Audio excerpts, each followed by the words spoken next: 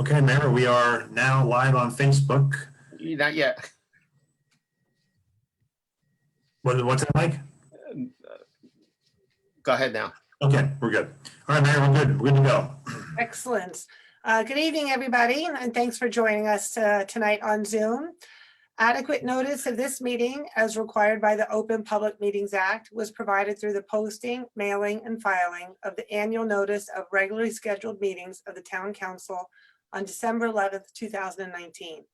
The notice was, on that date, posted on the bulletin board in the municipal building, provided to the Westfield Leader and the Star Ledger, and filed with the clerk of the town of Westfield. Mrs. Rowley, may I have a roll call? Mayor Brindle, Here. council members Habagood, Here. Parmalee, Here. Agrippo, Here. Katz, Here. Mackey, Here. Contract, Here. Dardia, Here. and Boyce. Here. And if you could please join me in standing for a salute to the flag, and I'll move out of my screen so you can look at the one behind me if you want to, or Mike's. I pledge allegiance To to the the flag flag of the United States of America, and to the republic for which it stands, one nation, under God, indivisible, with liberty and justice for all. Thank you. Jim, do you want to give us any updates? Sure. Quick updates for everybody. Couple things. First of all, estimated tax bills went out in the mail. People should start receiving those. There's also a letter from the mayor in the bill. There's information about things that are going on. Reminder, this is the estimated bill for the August 1st payment. This is not a bill you would take and multiply times 4 to understand your taxes. The estimated bill for the August 1st payment.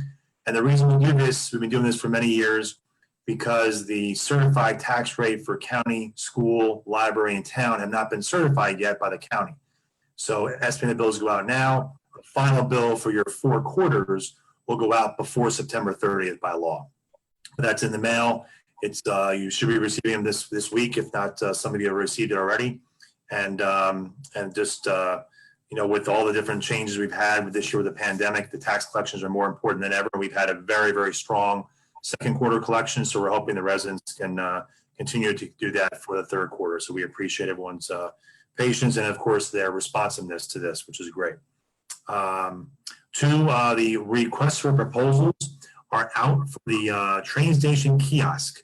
The renovated kiosk is basically all done except for paint on the exterior, but the inside has been completely renovated, and we have a request for proposals seeking vendors to submit proposals for our review by the end of July.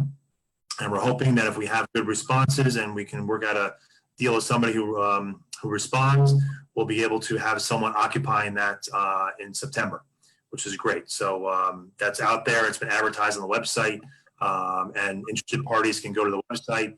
The clerk's office will note who they are, and then they'll send them the digital copy of the RFP for their response. And responses are due July 28th. Tim, could you just stay with the final cost was for the kiosk project? I don't remember off the top of my head. I know we're still getting some final bills in. It's a little bit over what we expected, only because, as we mentioned before, we have a lot of electrical work to do in partnership with New Jersey Transit. But I can provide that when I get the numbers from Chris. We don't have them right now, but We were short originally. It wouldn't go over 100,000, but is it over 100,000 at this point? I really don't know the exact cost, Mark. I don't know off the top of my head, but I know we were over because of the unexpected electrical work. How much over, I'm not aware. But the electrical work was required because it ended up that the transit building itself needed an electrical upgrade, which was not expected. But I'll get you the numbers once we know them. Yeah, we just in a break-even analysis would be great. How long is it going to take the town to recoup the expense back? Yeah, we won't know that until we have a vendor that comes in, and then we award a contract to see what the cost is. But we can have, once we know that, we can definitely do an analysis. Absolutely. Other good news is communities money. We were expecting the clean communities money from the state. We weren't sure we were going to get it. We do have confirmation we will receive it. So now we are able to go back to the old conservation center schedule, opening up on Sundays. So we're open up on Thursday, Friday, and Saturdays. We expect now to open on Sundays starting this Sunday, which is actually a good time because Thursday, Friday, Saturday, Sunday, this coming week, we're actually closed on Friday and Saturday because of the holiday. So we'll be open and now open Sunday starting July 5th for the remainder of the season. So thanks everyone for their patience for that. And we're excited to open up again on Sundays and offer more of our services more times a week, which is great. Two more things to mention on the agenda tonight, some exciting things. We're applying for 4 grants. We mentioned before our annual road grants. We applied in the New Jersey Department of Transportation for road paving, but this year we also have 2 grants going in for one for safe routes to transit, which is for sidewalk improvements, replacement, additions, ADA compliant ramps, and new striping along the North Avenue corridor from roughly 4th Avenue to the train station on Elm Street. This came right out of our walkability study that was done last year by Sustainable Jersey and Rutgers. So that's a really nice opportunity for us to apply for a grant for that.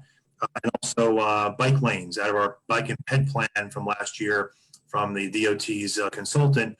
There was recommendations for bike lanes all over town. The first bike lanes that we're applying for right now is the to and from transit South Avenue train station line on Boulevard and Summit. And we'll hear more about this later from Mike's committee about demonstration lanes as well. So those are 4 exciting grants to apply for. And the last thing that's of significant note from a capital perspective on the agenda, we are awarding a contract time for North Chestnut paving. We got a county infrastructure grant to offset basically half the cost of that project. And the bids came in much better than we expected. And so basically that'll be awarded tonight. Chris will be able to get started on that project. And soon thereafter, this meeting, we hope by July, we'll be able to award the state aid project, which is Scotch Plains Avenue from, I believe, South Avenue to, I think, Dorian, right, Chris? Some paving by the town, in addition to the paving that's going on by Elizabethtown Gas and the county. So those are my main things, Mayor, for tonight. Unless there's any questions. Jim, just real quick, the adopted drain program, a bunch of questions came up. Why the residents are not seeing the street sweepers more often. I know I was in favor of purchasing new street sweepers. Are they on any type of schedule that we could share with the residents? Sure. So as we did last summer, we're using the sweepers for the entire months of July and August, like we did last year. So Greg O'Neill actually just emailed our public information officer today to begin a public campaign starting next week, which will the same thing we did last year. We'll have an update every day where the sweepers are, where they're expected to be, and some photos of the sweeper out there as well. So that's a complete July and August. The entire town will be done, in addition to what we do after leaf season. And just real quick, the debris from the adopted drain program, I think the recommendation is to put that with the debris, but since that's with the street, is that allowed to be commingled? I don't believe for environmental purposes, residents could put that in the conservation center, because with the street sweeper, that's got to be disposed of in a proper manner. So is there any recommendation where residents are supposed to put the debris? And I think there's 2 things being talked about here. So street sweeper debris is collected in the sweeper does become a different type of material. I know, including my own sewer drains in front of my house, it's not that kind of debris. It's leaves, it's branches. I usually put that in the brush that I bring to the center, as well as my grass. So what's being collected on this street before it goes into the sweeper is usually just organic leaves and branches and other things. If it's garbage, it should be recycled or thrown away, obviously, but usually it's organic debris. I don't know, David, if you have any comments. I know you clean your sewer quite a bit too. Yeah, no, I mean, that totally makes sense. I think it's, since we're talking about it, there's over 60 residents have already signed up, which is great. You know, and I think, Mark, I know that you've raised some concerns about it. I think it's important for you to point out to any people the town does 2 full street sweeping passes a year. Each one takes 8 weeks. So yes, the town is doing its best job to try to keep 3,000 storm sewers clean, But even if we had street sweepers running around all year, they would make 4 passes a year. So that's why we're doing a program like this, to ask our residents to help out. No different than residents pointing out where they see a light pole or a light that's out, or picking up garbage when they walk around. Like, I think it's important for people to understand how we use street sweepers and why this program is a supplement to that. And it's not reasonable from a cost or labor perspective to run street sweepers year round. And even if we did, they would touch your sewers 4 times a year. Thanks, Jim. And David, this is a voluntary program, right? Oh, yeah, it's totally voluntary. Absolutely. And we partner with an organization that leads this. We're the first one on the East Coast to partner with them. And they have a great system. It's so easy to just go online, find the drain closest to your house. You can adopt it, you can name it. And then if you can, report what you collect. Weekly, monthly, quarterly. You'll get reminders on the schedule you set. It's a really easy interface, and definitely the green team recommends that, to do it, get your kids involved. And like I said, we've had about 60 people already sign up, and our goal is at least 100. Yeah, just real quick, there was a small cost. I think it was $3,000 for the town. Less than that, Mark, but a very tiny cost, mostly for access to their system. So we didn't have to build it ourselves. Thanks, guys. That's it, Mayor. I think you're next. All right, thank you. And once again, thank you everybody for joining us virtually tonight. Just to remind everybody that public comment will only be accepted via Zoom. So although I know we're live streaming it for viewing only on Facebook, but we can't take comments from Facebook. So the replay will also be available afterwards on Facebook, YouTube, and TV 36. And this will also serve as my COVID update. So I have quite a bit to cover tonight. So just be a bit patient, if you will. So today there are 171,667 confirmed cases of COVID in New Jersey. Another 642 are still under investigation. The county has 16,386 cases, and we're very fortunate in Westfield that we reported no new cases since June 17th, keeping our total at 282. So always knock on wood when we get those numbers. And as you likely heard, yesterday, Governor Murphy announced that indoor dining will no longer resume on Thursday after COVID-19 spikes in other states were driven by, in part, the return of indoor dining. He does expect the majority of the states' announced restart dates for outdoor activities and limited indoor activities to continue if health trends stay on track, and we certainly hope they will. And you may have heard today that New Jersey, along with New York and Connecticut, expanded its list of states to 16 that meet the criteria for 14-day quarantine. And now it also includes California, Georgia, Iowa, Idaho, Louisiana, Mississippi, Nevada, and Tennessee. Here locally, unrelated to COVID, we have some guests with us tonight. I want to congratulate the Jefferson School Green Team for the recent Student Recognition Award by the state for running a pilot program version of the town's food waste recycling program. It was an incredible initiative by these students who embraced sustainability and demonstrated leadership to help take care of our planet.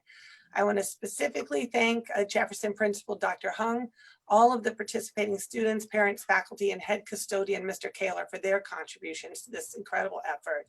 And I think we have a teacher, Mr. Thompson, and a student, Marissa DiChiaro, on the Zoom, who are going to say a few words. So are they, Jim, do you see them? Mr. Thompson, where are you?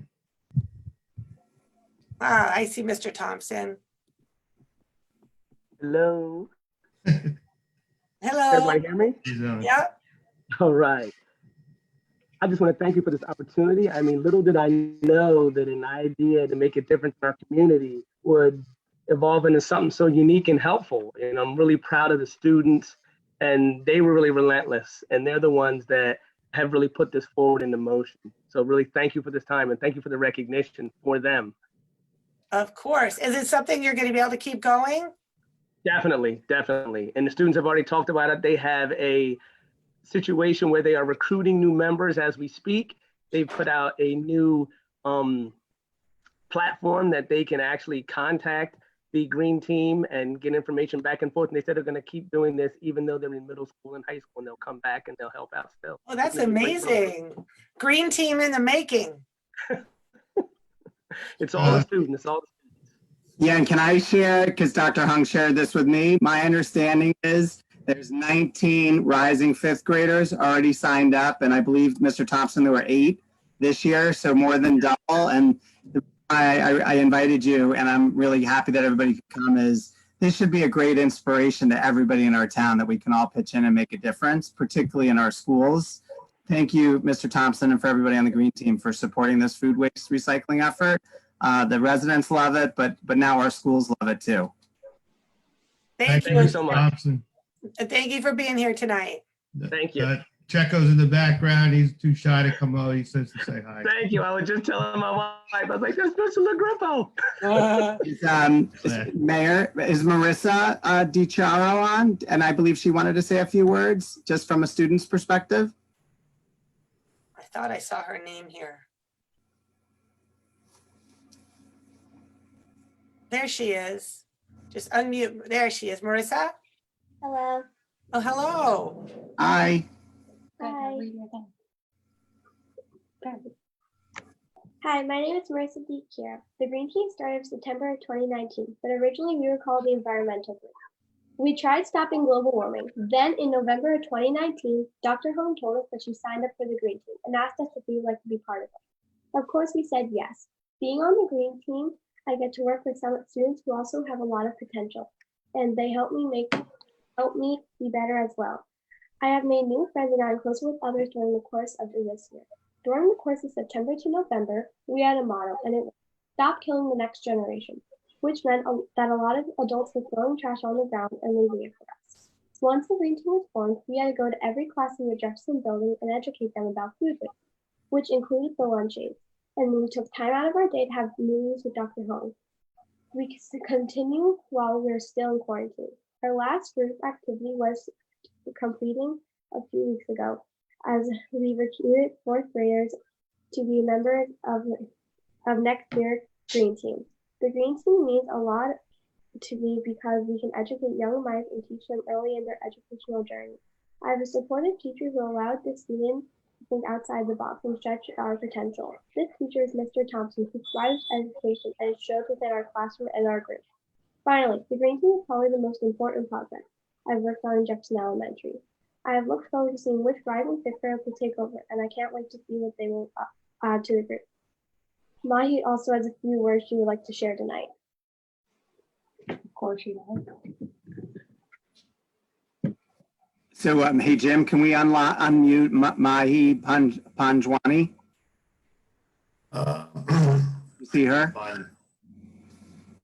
Let me find them first. Thank you, Marissa, by the way, for speaking. And Marissa, in the meantime, do you know the names of your fellow Green Team members just to share? Yes, our Green Team members are Mahi Panjwani, Owen Duffy, Vivian Zhu, Pedro Nascimento, me, I don't know how to say his last name. Who else do we have? We also have Luke.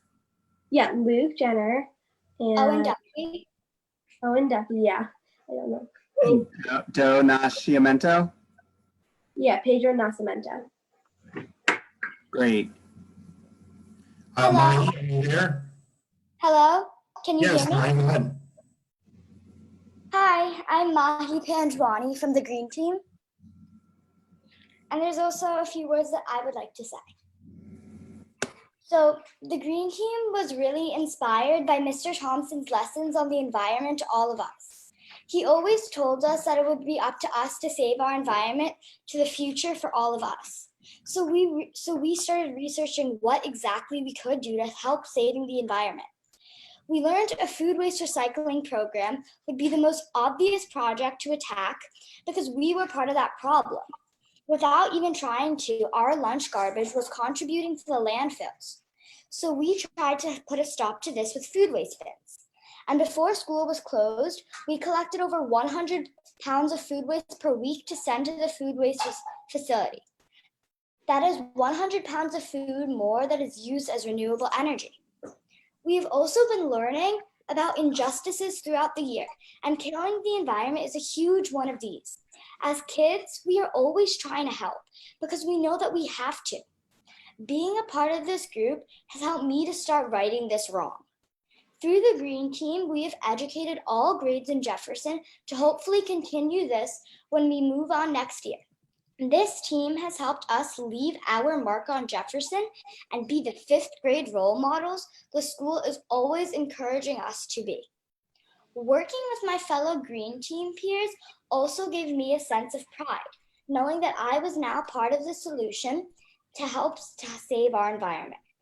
Even if we made one person listen to us and start helping us, it is one person more that is helping the environment. Who knows? Maybe this person will be part of the solution to help save our Earth.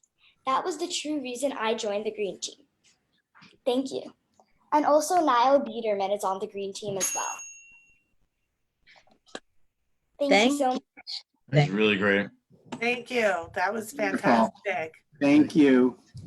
I feel And very people are saying they have a problem getting into Zoom. I don't know if that's the case, but they say it's full.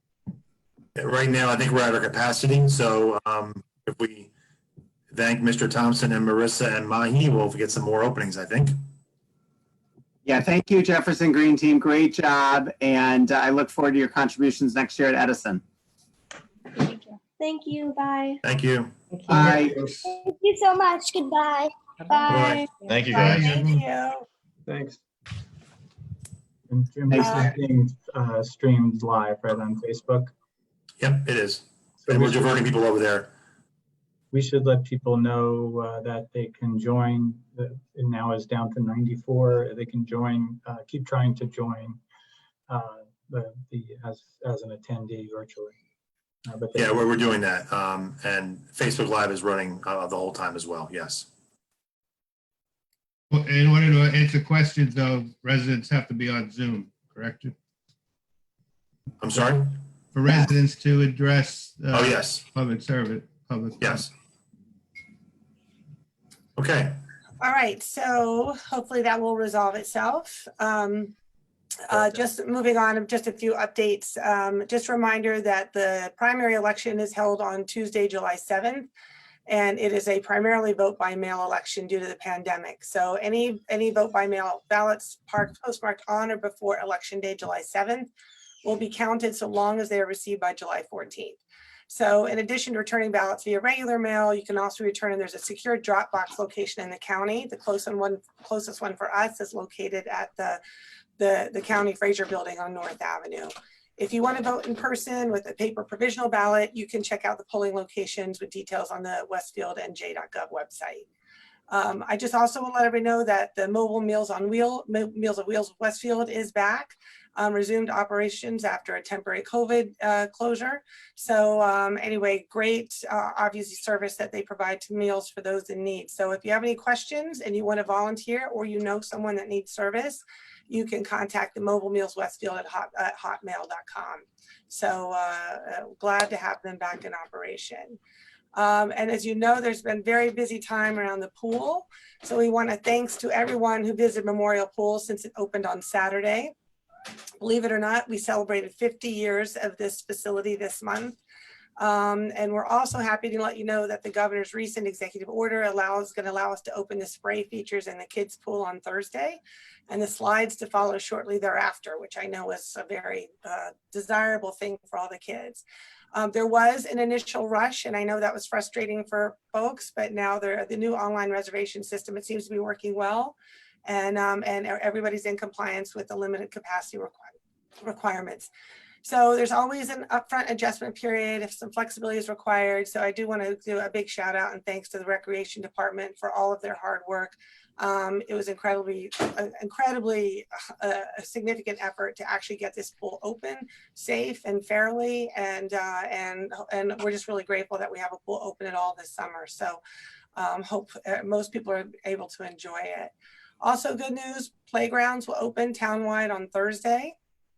Please remember, wear proper distance, wear face covering. Children under 2 don't need to, but just obviously use really good safe behavior in playgrounds.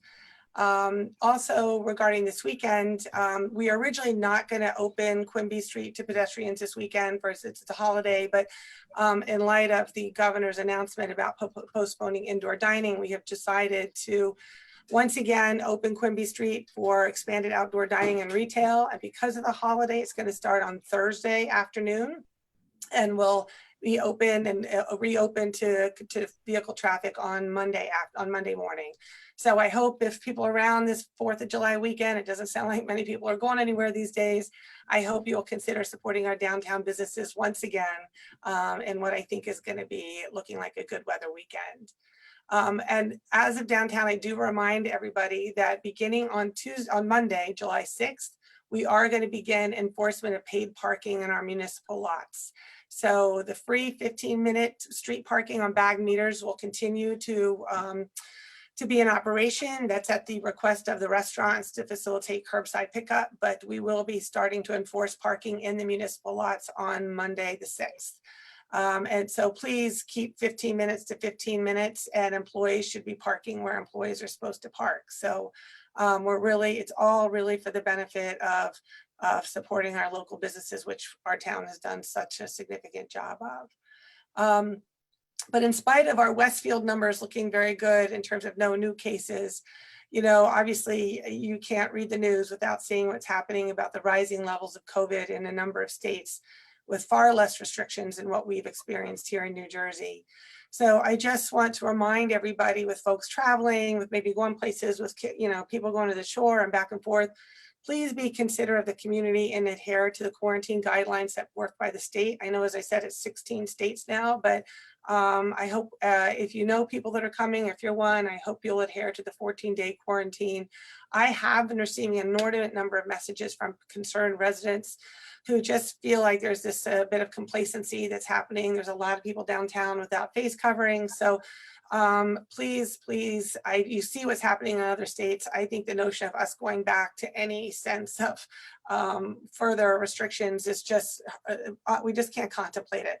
So it's really not that hard to do our part. Wear face coverings, wash your hands, maintain proper distance, so that we can just continue to move forward for everybody's mental health and for the economic benefit of our town, and just so we can get our lives back to somewhat sense of normalcy. There is a very full agenda tonight. It includes the introduction of a solar ordinance, which I know they've been working on for a long time. It allows roof front facing solar panels under certain conditions. We also have a presentation of the redevelopment study of our municipal parking lots. And Phil Abramson and Chris Colley from our redevelopment planning firm Topology will be making a presentation prior to the council voting on designation. And I know that we have a crowd tonight, and many are here. And I know I've heard from lots of people who have concerns or expressed support for the proposed revisions to the historic preservation ordinance. I do, however, and there'll be time for public comment, want to directly address some misinformation that has been circulating on social media. So just to clarify, there are two main objectives of this proposed revision. And historic preservation ordinance is not new. We've had one since 1984. It's first to bring our current historic preservation ordinance in compliance with state municipal land use law, which it currently is not. And it currently leaves us subject to legal challenge. It also allows our Historic Preservation Commission to apply for certified local government status and the state funding that comes with it. And secondly, it's to ensure that there's a fair review process in place for any proposed tear down of a historically significant property before it's too late. So residents have repeatedly, and as long as I've been mayor and when I was running for mayor, have asked me and this council to take steps to preserve the historical character of our neighborhoods, as all of us benefit from the value they bring to Westfield. As I've said before, I am supportive of measured and appropriate new construction. And I think we all recognize the importance of new homes to attract buyers who are looking for modern amenities and floor plans. But I also think most would agree that we would be remiss to not review homes with historical significance before they are demolished. And to be clear, not all older homes are worth saving. And the vast majority would not meet the high threshold of designation under the criteria set forth at the federal and state levels. The process for historic designation can only be triggered in one of two ways. Either the Historic Preservation Commission has proactively identified a home of historical significance, or a demolition permit has been requested for a home and the Historic Preservation Officer has flagged it as potentially worth saving. In either case, the home must meet the federal historic preservation eligibility requirements, and most do not. My 1906 house, I would be very flattered if someone told me it would qualify for historic designation, but I'm sure it would not. And so this notion that the town will simply be able to unilaterally designate any historic home or district is simply untrue. So I think it's time for people to just deal with the facts and hopefully take the effort to really learn about the intent and the impact of this ordinance. HPC will continue to work with property owners to encourage voluntary designation, as they have successfully done recently. In the last 2 years, for example, with a renewed emphasis by this administration on historic preservation, the council has designated 2 properties with owner consent. And also, we've designated Triangle Park and the Reeve House, both of which are located on Mountain Avenue.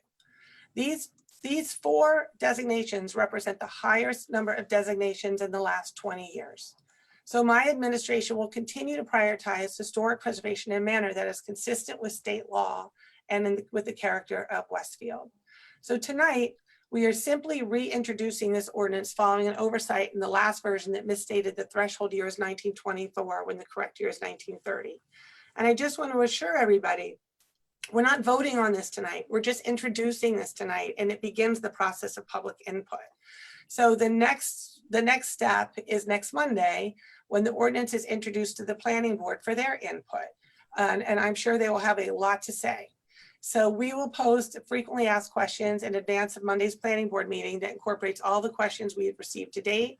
And then we'll continue to update that as questions come forward. So I'm sure in the public comment portion of this, people will have plus to say, but I want to just reassure everybody, this is not about suddenly randomly designating any. Guy sent me a note today, heard that we are historically designating any house that was built before 1950.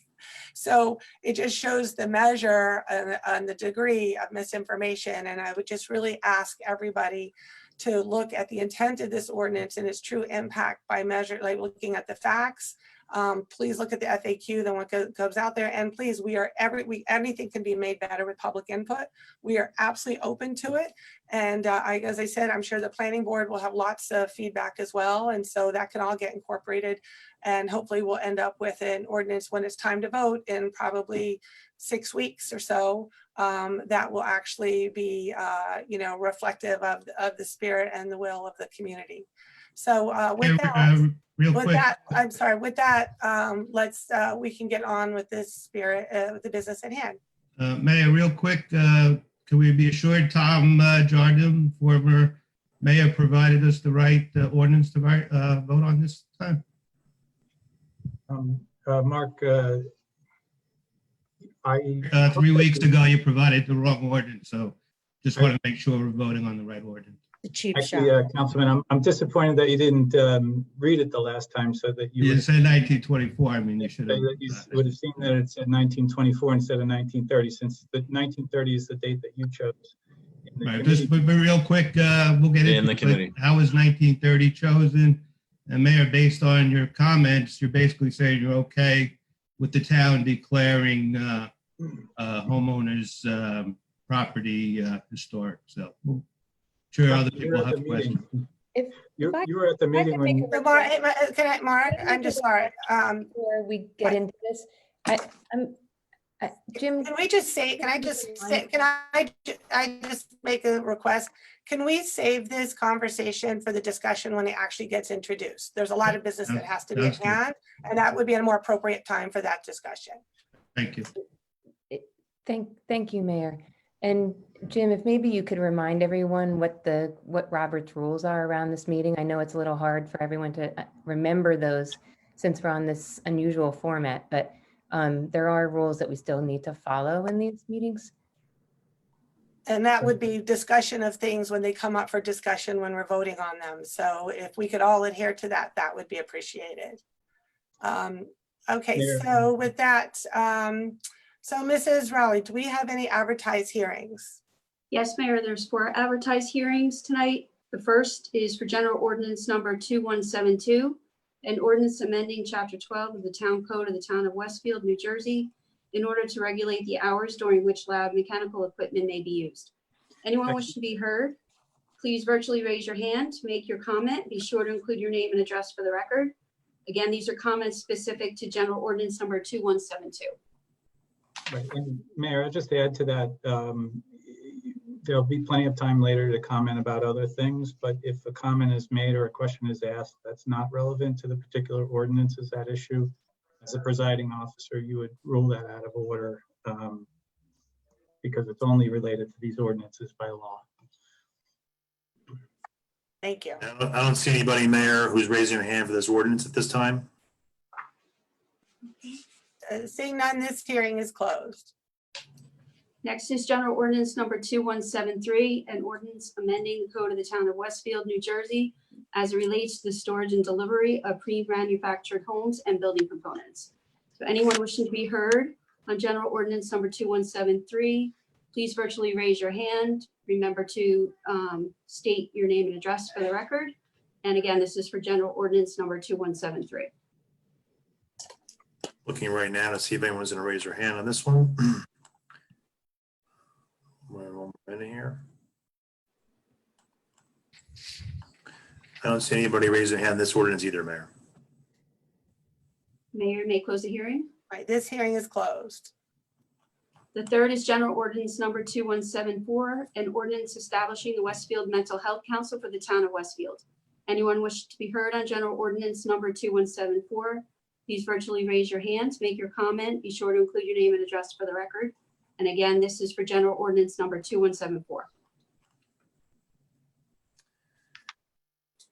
In here, I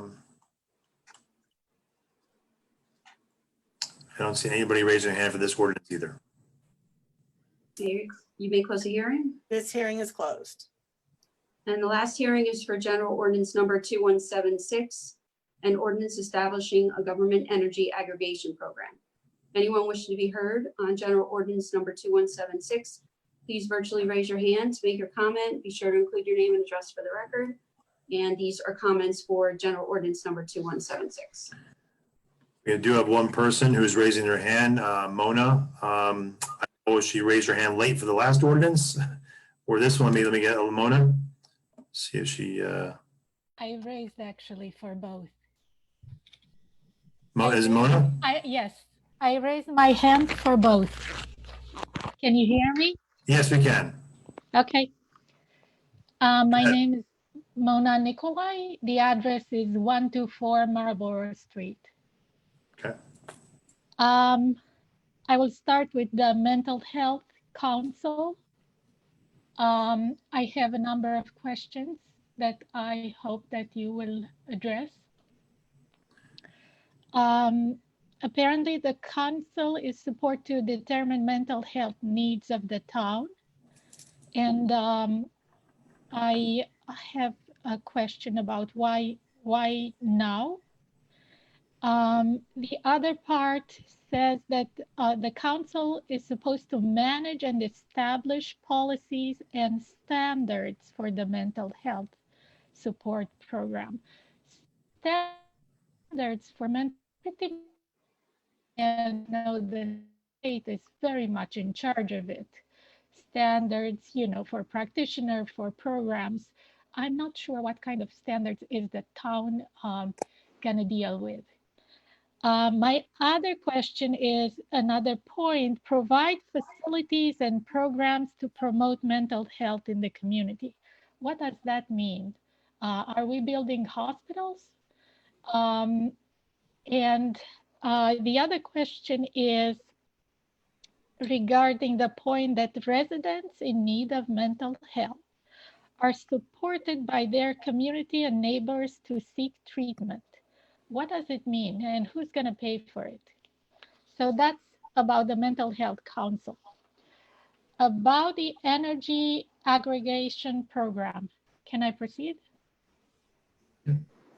Yes. Yes. I have a number of questions. If it's too long, please stop me.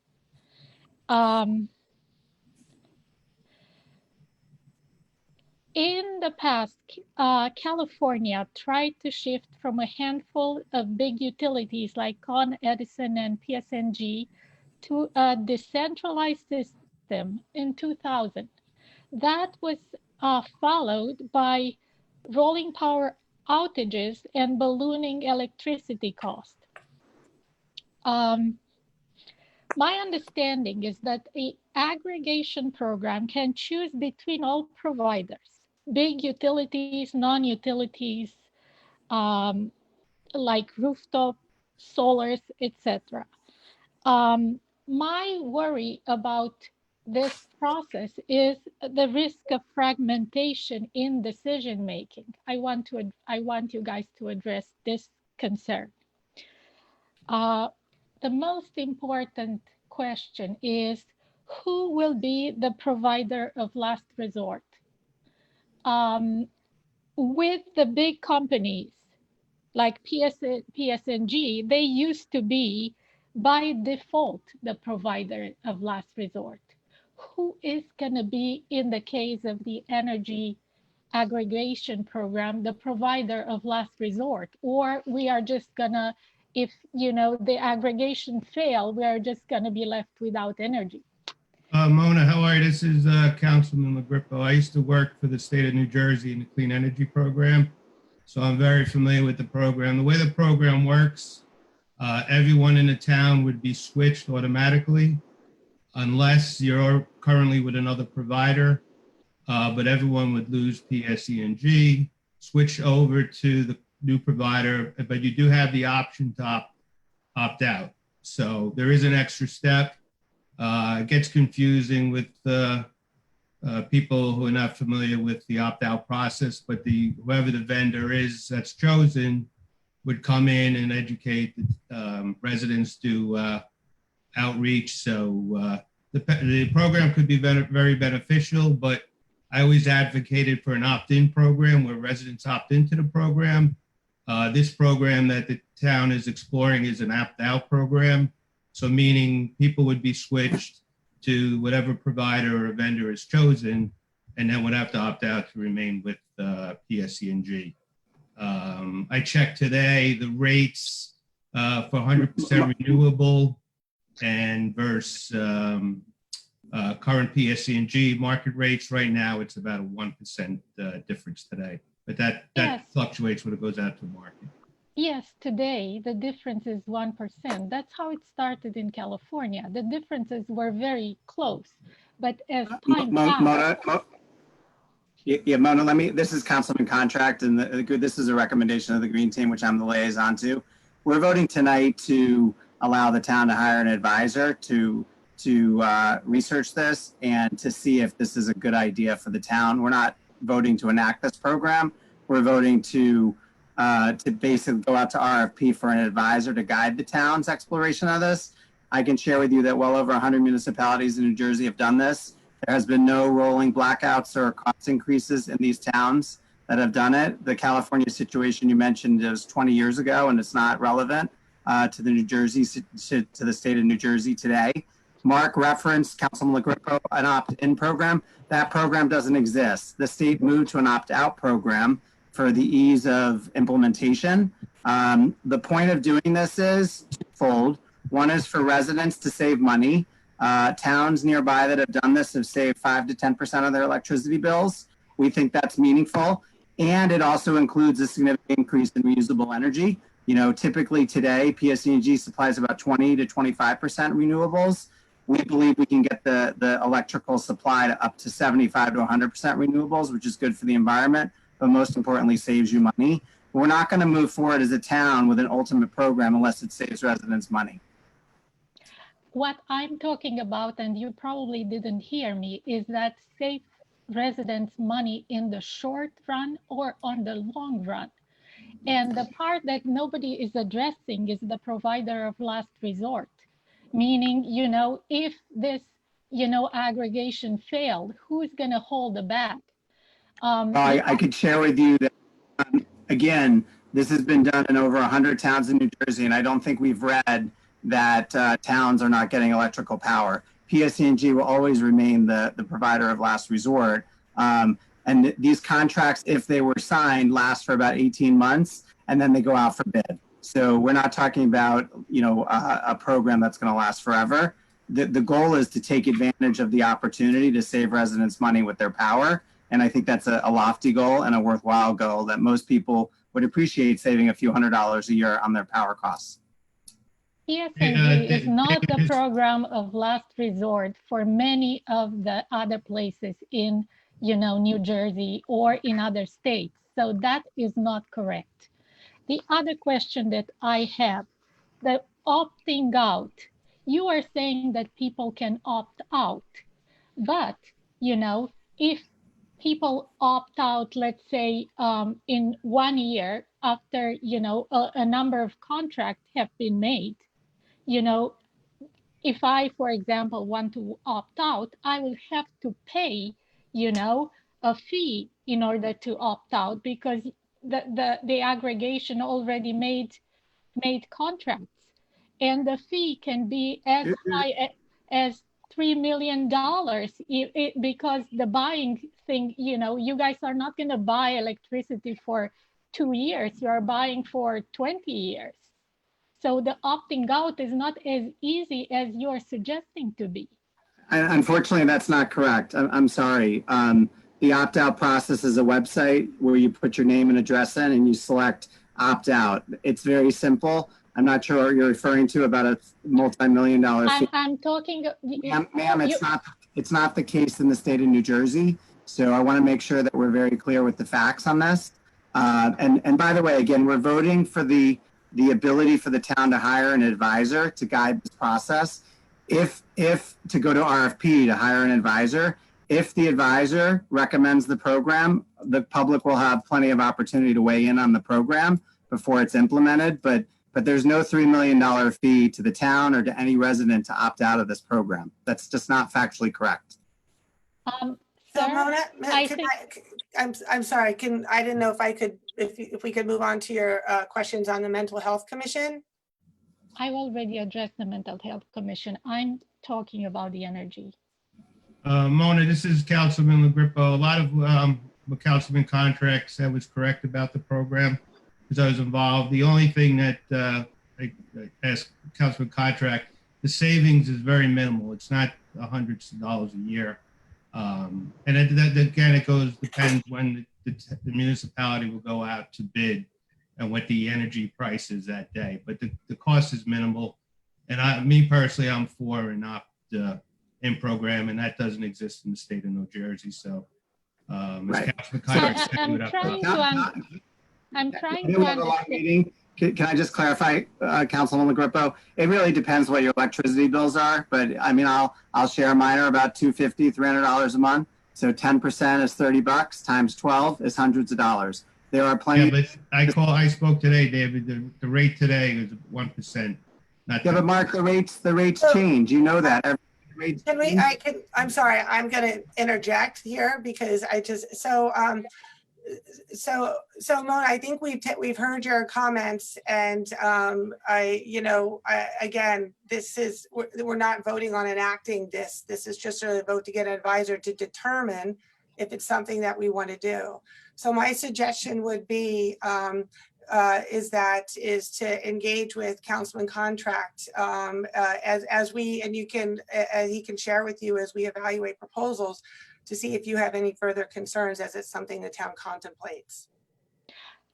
One last thing, I understand. So you are evaluating this. While evaluating, also consider that big providers like PSNG have different plans that include, renewables. So I don't understand, why do we need another agency that we are going to pay as taxpayers from our pockets, a middleman, to do this, while those big companies do this for many, many years. Thank you very much. Thank you. Okay, we have another person, initials MB. I'm going to allow to talk. Hello? This is Michael Goldfato. How are you this evening? So as far as the advisor, how much is that going to cost? And we've hired a lot of advisors over the last 3 years. So this is another cost when I think we should be trying to save money. So I just was wondering, what do you think the cost of the advisor would be? And as far as the Grippo is concerned, I do know a little bit about how energy prices fluctuate, and I agree with him. Right now, the energy prices are next to nothing, and they have been that way for like the last 18 months. So I was just curious how much the advisor is going to cost. Mayor, Can you say your name? Mayor, hold on. Councilman LaGrippo, Wait, Hold wait, on. wait. I'm sorry, hold on. Tom, I'm Mayor, sorry. I don't know that the caller identified their name and address for the record, so I think the clerk. Michael Blancato, 18 Carroll Road, Westfield. Thank you. So I'll this, Mr. Blancato, there's no cost to the municipality to hire this advisor. The advisor makes a very, very small fee, less than 0.01% on the energy cost that's negotiated in the program. So there's no upfront cost, there's no ongoing cost to the town. And ultimately, like I said before, we would only move forward with this program if it saves residents money. If it doesn't save any money, what's the point? So, and I can tell you that 18 months ago, Livingston saved 5 to 10% on their energy bills. So it's very possible that we could save that much. Energy markets fluctuate, they change, and we would obviously hire an advisor who could guide that process and go out to bid in a very favorable environment for the town. So then my only request then, when the town was to make the proposal from the advisors, I would like them to reach out to Public Service Enterprise Group, which is the holding company of Public Service Power and Public Service Electric and Gas. That's and the ask them to wholesale come in. piece, right? Yeah, so that you guys could at least give them a fair opportunity, just like Mona was saying. So I would like that after the advisor came in, that you would also ask for PSEG, Public Service Enterprise Group, to come in and give their speech, if that would be okay. Well, I think that they could participate in any bidding, just like any other electrical supplier. So absolutely, they should participate. Okay, I'm asking for you to have them come in and talk about what PSEG is during that final phase. Okay, so that you understand there are a lot more to the community than just a wholesaler that may save a few shekels, a few dollars per bill. And you're right, it could be as much as $200 for people that have very big homes, and it could be just a few dollars for people with smaller homes. So all I'm asking is that at the that they get heard even if they don't bid.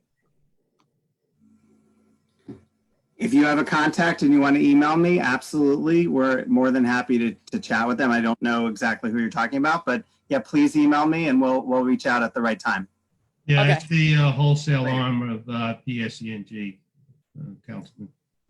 So I don't have a contact, but I can find one. Okay, wonderful. Thank you.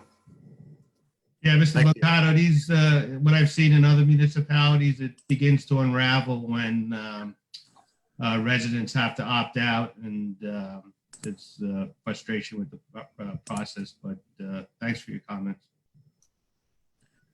Okay, we have one more person. Looks like Steve McCabe. Steve? Thanks very much. This is Steve McCabe, 409 Washington Street, a neighbor of a neighbor of Councilman David Contract, who helps me frequently. I was going to make the same point as the previous speaker about the cost of this, what it is, and only I have a question now about David's comment. And my question is, the person is taking a percentage of savings. He's not this person is not connected in any way to the service we're thinking of utilizing, is it? Is he? No, there are, hi, Steve. There are companies that specialize in energy aggregation programs. They're not electrical suppliers. They don't have relationships. They are independent and they oversee the process and they help towns get favorable rates for their residents. If we can, and like I said, and I truly will stick by this, if we can't save residents money, we're not going to do this. Yeah, Mr. McCabe, they make their money by taking a portion of the savings. So they're a supplier. They're basically a third party who helps coordinate. I know we have a lot of people waiting. I won't take any more time. Councilman LaGrupo, I also appreciate all of the good work you do for us in our board. The Thank last you. thing I'd like to state is that unfortunately, I'm an attorney. I've been practicing for 50 years, and early in my career, I litigated a ratepayers hearing and a proposal through the New Jersey Board of Public Utilities. And I have to say that we should really look at not just the current issue when we think about joining this. I think we should also look, I don't agree with you, David, unfortunately, that 20 years is no longer relevant because it's 20 years ago.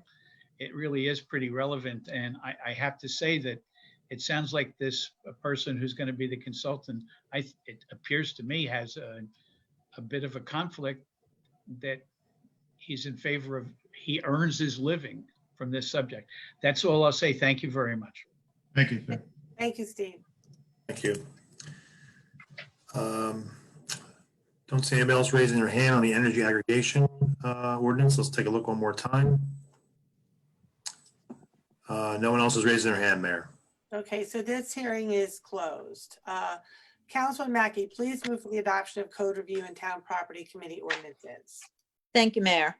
I would like to move for the adoption of General Ordinance Number 2172 on second reading, an ordinance amending Chapter 12 of the Town Code of the Town of Westfield, New Jersey, in order to regulate the hours during which loud mechanical equipment may be used. May I have a second? Second, Councilman LaGrupo. Any discussion? Please call the roll.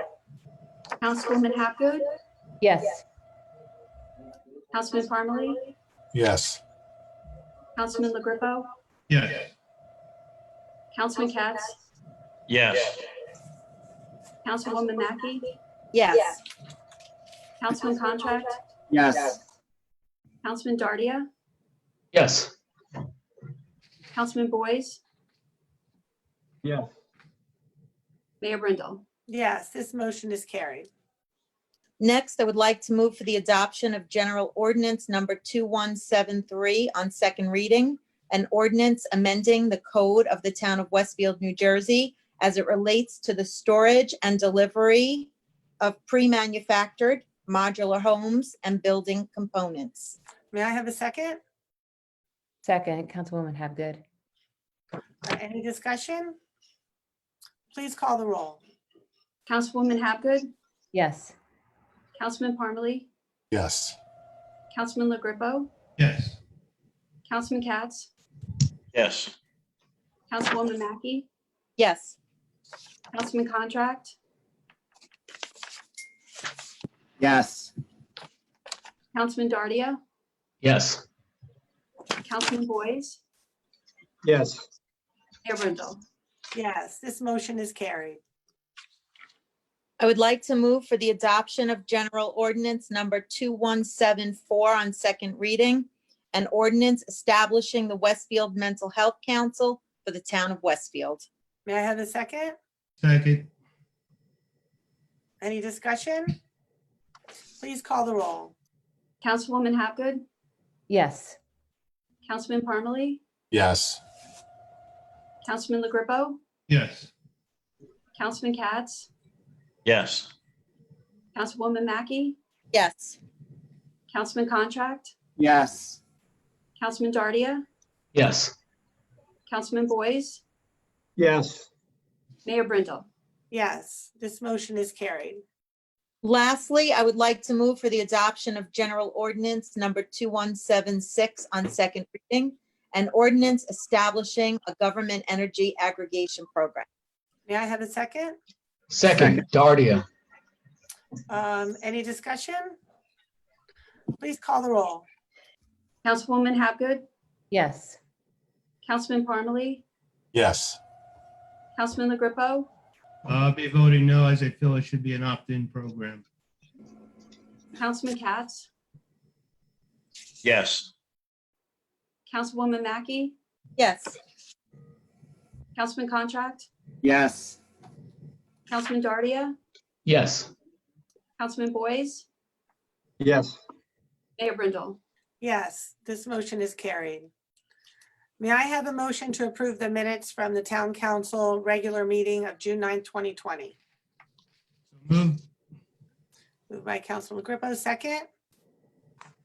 Second, Boyd. Second by Councilman Boyce. Any discussion? All in favor? Opposed? Yes. Opposed? This motion is carried. Mrs. Riley, do we have any petitions or communications? No, Mayor, we do not. So now it's time for open discussion by citizens. Please virtually raise your hand to make your comment on any subject on which we have jurisdiction, and be sure to state your name and address for the record. Okay, we have some hands going up here. We have Frank Arena, former council member. Hello, everybody. Can you hear me okay? Yes. Hi, everybody. Good to see you. Hope everybody's well. And the reason I'm calling in today is I wanted to ask for the mayor and council's support of an initiative for the Westfield Police Department and all our first responders to paint a blue line in support of the tremendous efforts that they've put forward during the COVID-19 crisis. As we all know, a lot of us can work from home. I see Chief Tiller, Chief Batalaro, their people can't work from home. They got to be there in uniform. So during this COVID-19 crisis, an incredible job away from their families, so on and so forth. And then during this tumultuous time in terms of what's going on around the country, cities literally burning, so on and so forth. I just feel that it would be great to show our support of the Westfield Police Department and our first responders with something like this. As you've heard me say before many times, many towns around the country look at Westfield. They have a vision for their town, and that vision is Westfield because we're so special in so many ways. And as I recently posted, we're celebrating Westfield 300 this year, 300 years. Never, ever have the people in Westfield been in harm's way more than they are at this very point in time. It's a scary time.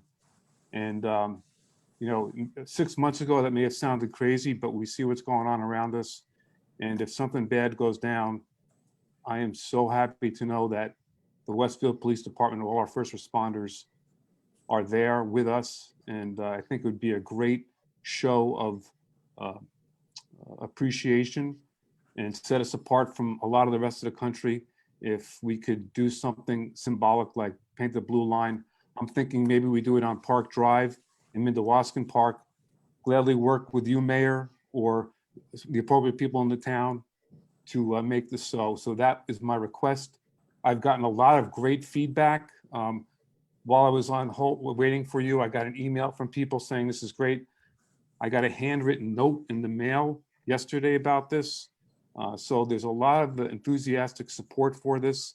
And again, what makes Westfield, there's so many things that make Westfield special, and our police and first responders are key to the quality of life. And I'm wondering what I need to do to try and make that happen. Again, I can't make it happen. Mayor, we need your enthusiastic and wholehearted support to make this happen, as well as the council. And I'm just seeing if that's something you would consider, because I think it would be just a good thing for all of us. Any response, any questions on that, Mayor?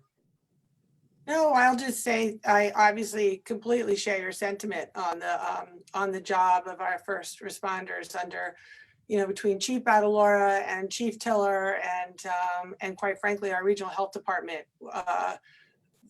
What I witnessed was unlike anything probably they've ever seen, and so I completely appreciate the sentiment.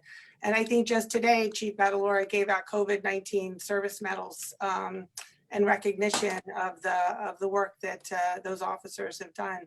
I also think that the community appreciation and support during this whole pandemic was incredibly well documented. I think, certainly the gratitude that people expressed in terms of meals and public support and things that they were showing for the police department. So I definitely feel like we can, I'll talk to the chief and we can figure out in ways that we feel like that they might be properly acknowledged. I don't know if a blue line is the best way to do it. But I definitely want to make sure that we can, we feel that they're supported, because I do agree that their efforts, along with those of the other ones I mentioned, were extraordinary. And I was happy to see that the chief acknowledged them today with the service medals for what they've done. Yeah, I hear, and they're definitely the chief, and they're doing things outwardly. I get it, but I think just think about you're a policeman or first responder in Westfield. I'm home with my family now. My kids moved back in from New York City with the COVID-19 crisis, so I'm with them. You're a policeman, you're out there, and your family's on their own, and so I think I want to be proactive. And there's a lot of symbolic things going on around the country right now. And I think that Westfield, again, could set itself apart.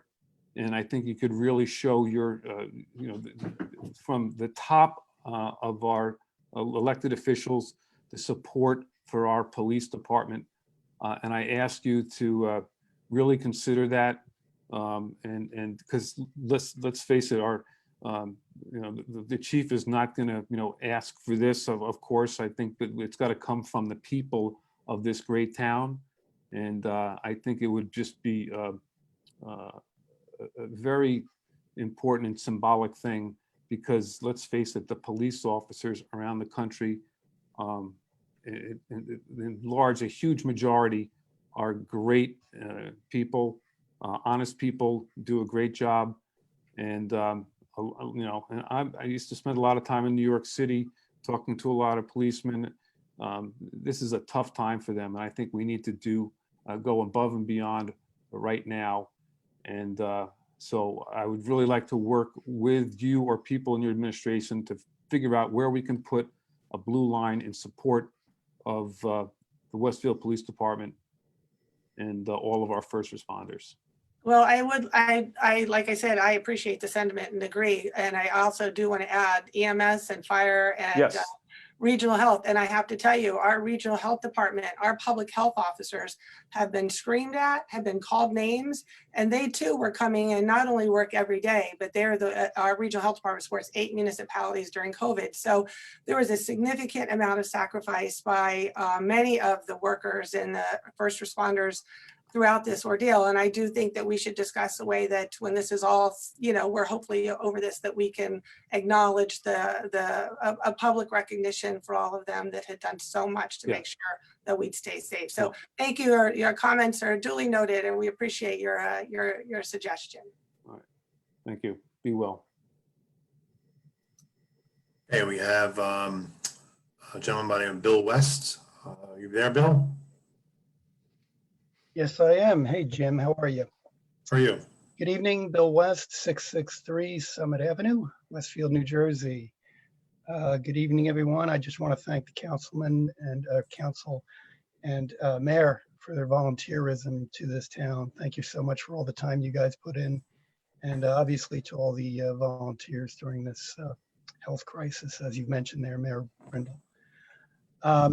Wasn't sure that this was the right time to bring it up because I know it's later in the agenda, but I do feel it's necessary to, state my concerns with the preliminary investigation of the downtown parking lots and their designation as being a non-condemnation area in need of redevelopment. I'll get it out. Read the report, and I'm really concerned about the designation as being a blighted property. As some of you know, I was on the planning board for 4 years. I was on the Board of Adjustment. I've been a resident for 35 years. And the words used in the report are pretty strongly worded. I supported, as some of you on the planning board know, the blighted designation that was given to the Seville's property and the buildings across the street, which were truly blighted and in need of redevelopment. I really don't think you can say the same for the surface parking right now. And in particular, I want to point out the lot on Central Avenue and North Avenue which was just redone and just opened within, what, 18 months? And now here we are saying it's dangerous, it's obsolete, it's a safety hazard. It just doesn't, it seems a bridge too far to vote on this resolution today and support it. That's my one comment, on the blighted designation. And two, throughout the report, it refers to Princeton as the citizens, concerned citizens versus Princeton. And I think, first off, I don't think we should compare ourselves to Princeton, but I know that's not what the report does. The report uses a representative example of why we should pass it. But I do want to point out it's only one parking lot, one surface parking lot. What we're doing here is designating seven parking lots that are substandard, unsafe to the safety and welfare, and dilapidated is what the resolution states. Well, the resolution doesn't specifically state that, but the report does, and the resolution refers to the report. So, I know there's a lot of people waiting to talk about a number of things. You got a full agenda, but I really just want to, express my sentiment here that I do believe you should table this resolution. And if you're not going to table it, vote no, because I do think it's not appropriate. I think it needs to be looked at again and re-examined to, take some of the parking lots off, surface parking that are not dilapidated, unsafe, obsolete. Yeah, Mr. West, I think it's Councilman LaGrippo. I think it's actually 8 municipal lots, and the plan is for pilot programs. I'm sorry, I count 7 in the resolution. So I think there's one that it counts as, and so Bill, I hope you're planning on sticking around for the presentation from Topology, because I think you'll see about, and the reference to Princeton and the case law, it's not just about that they need to be blighted, it also is allowed that they can be a contributor to economic development in the town. And to Mark Lubricco's point about pilot, that doesn't mean they'll all be pilots. And so there's this, I don't even know where you get that from as far as pilots being at one tool that you could use, but that doesn't necessarily mean they'll all be pilots or any of them will be pilots. We don't even know yet what the opportunity is. So I would only encourage you, Bill, to stick around for the presentation, because I think some of the comments don't necessarily reflect the appropriate context for what you may have interpreted in the report.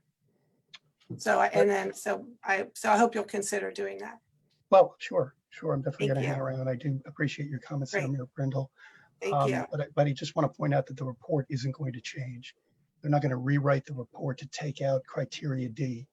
And criteria D says the parking lots are unsafe, dangerous, obsolete.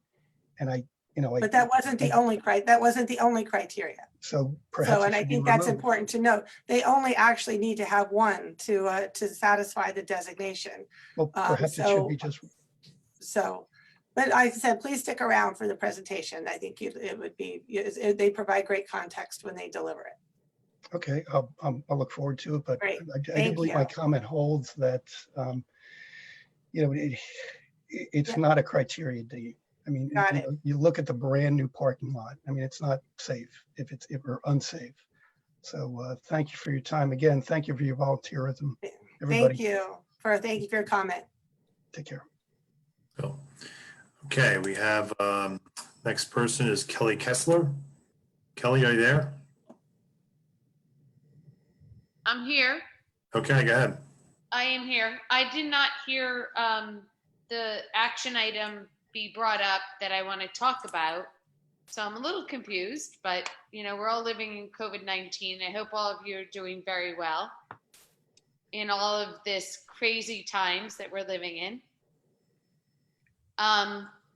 But there's been as all of you know, I think the HPC ordinance has reintroduced, and as Tom knows, has reintroduced a revision to the ordinance, which is not in the context of your meeting tonight. So I'm a little confused, but has been in the works for a very long time. I mean, my husband and I were going back, I think I've been on the commission for 15 years.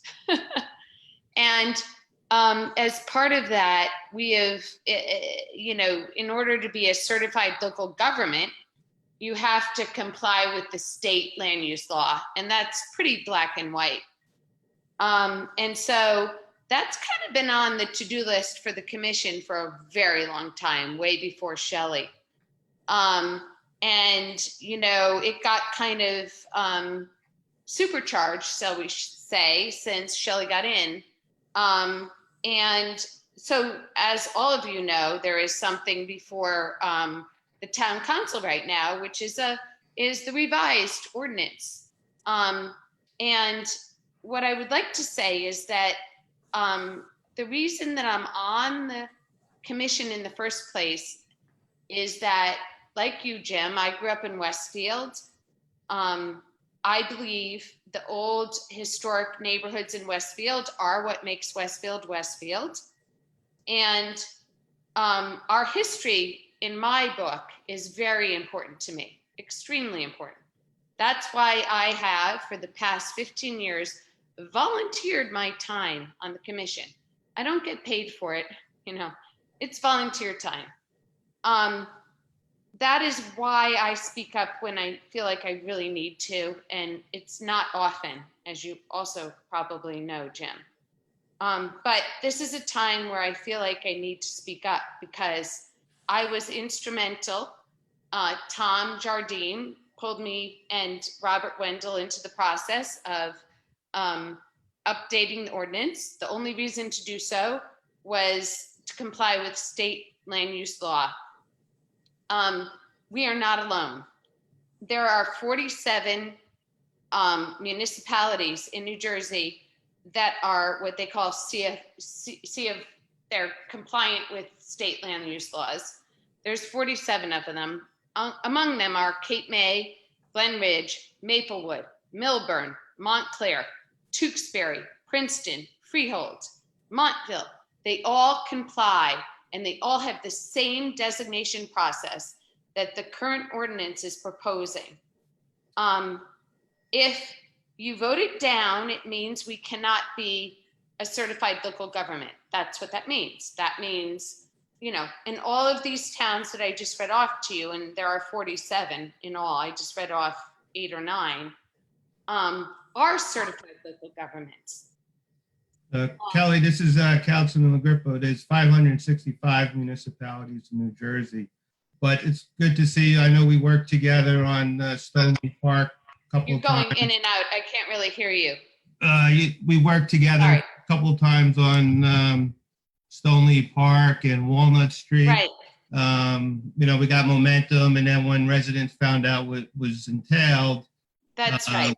We lost people. I mean, what's your feeling? What's changed when no, you go nothing's back to these changed. residents? I mean, actually, the commission has tried to become a certified local government.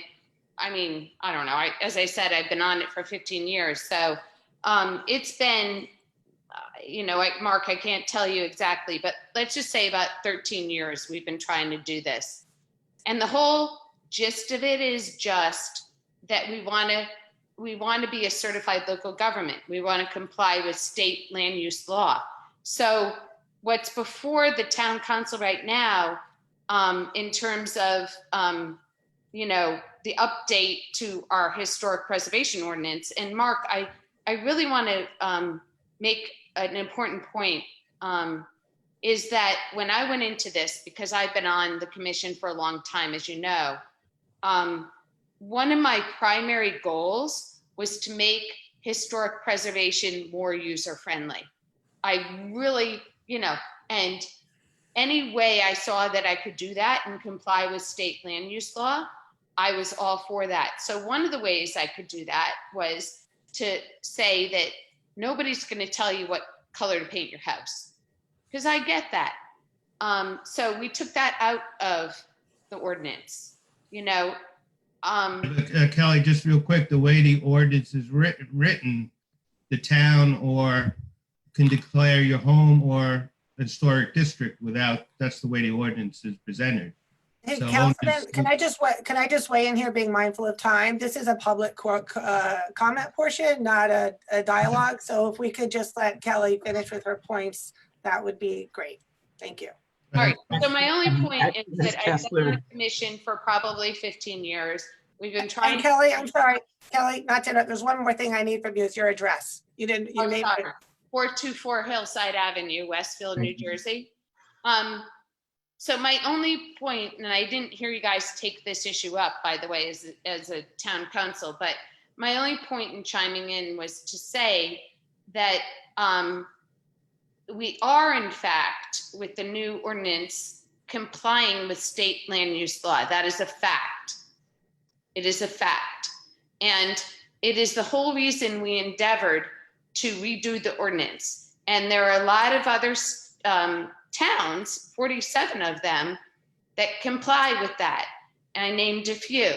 And I don't think it's fair for misinformation to go about and then, fear mongering, essentially, because the truth is, the only reason that we endeavored to redo this ordinance is to comply with state land use law.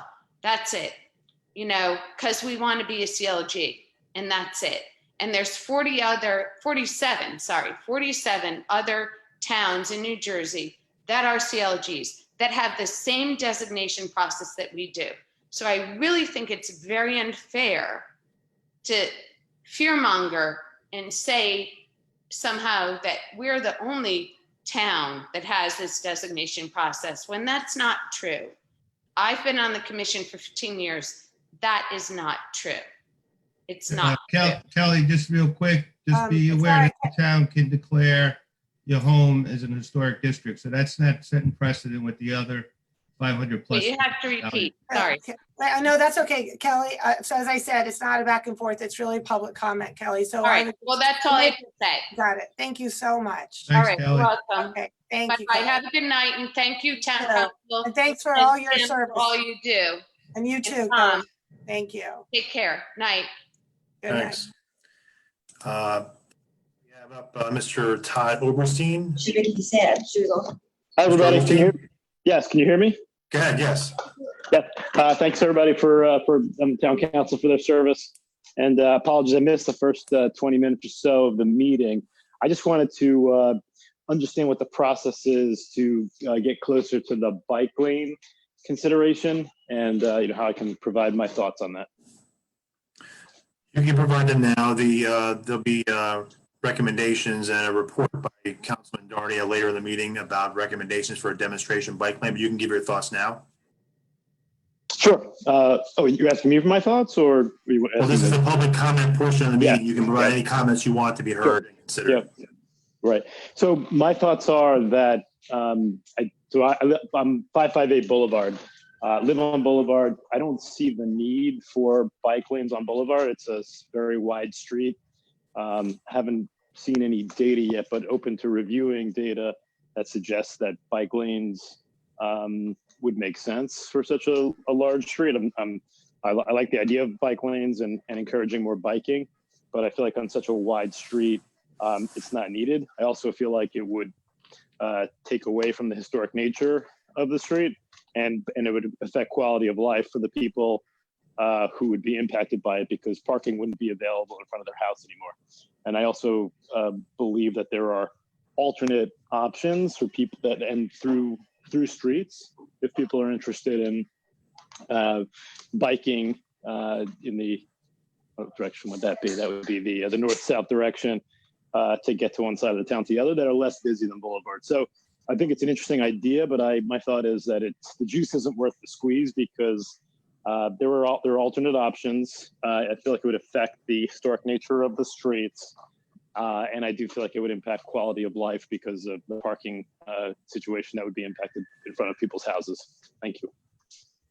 Jim, would it be on both sides of the street, the bike lanes, or Councilman Dardia? I mean, this is the first I'm hearing this, as far as other than when I received the email, the package on Friday. Proposal for Boulevard and Summit is a one side of the street. to and from the train station on the streets. And this was all taken directly from last year's bike and ped plan done by WSP for bike lanes all over town. But it'll be discussed later by Dardia. But just curious, what type of outreach was done to residents like Mr. Oberstein? Nothing yet, because this is a recommendation from the Public Safety Committee coming tonight. There'll be a whole public outreach component after the council, assuming the council approves the demonstration bike lanes. It's possible Mr. Oberstein won't be able to park in front of his house. Hey, Mark, we really need to follow the rules of the meeting. Why don't you hold your comments till the end? The councilman is a resident on the line who has a concern. I will agree. Councilman, you can save comments about bike lanes when we get to that portion of Mike's presentation. Okay. Let us get through the public comments here. So who else do we have, Jim? Okay, we have, looks like Margaret Roick. Margaret, are you there?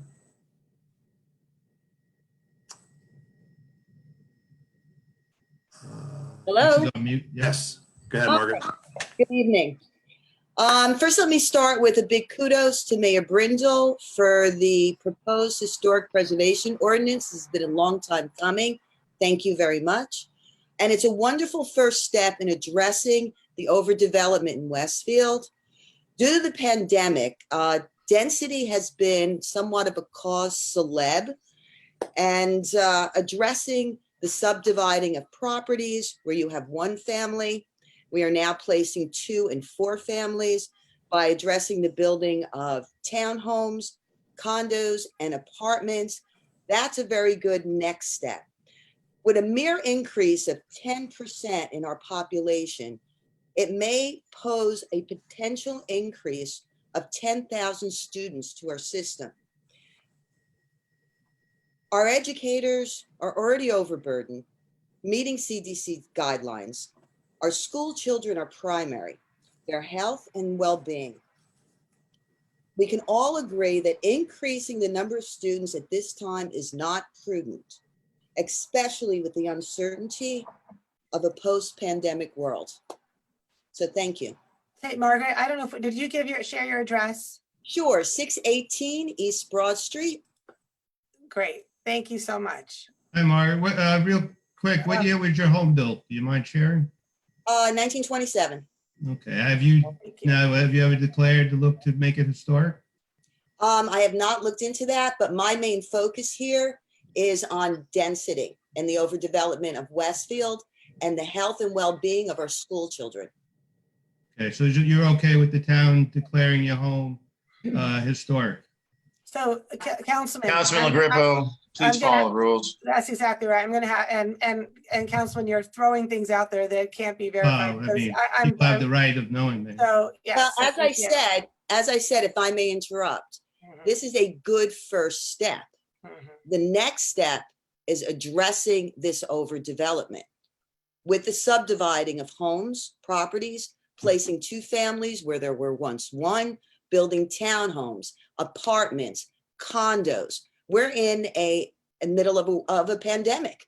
Density needs to be addressed in this town for the health and well-being of our school children. I'm sure we're all in agreement of that. So thank you for being here and for your comments. Thank you. Next person we have is Sean Mullen. Sean, are you there? I'm here, Jim. How are you? Yeah, Sean. Good. Sean Mullen, 763 Carlton Road.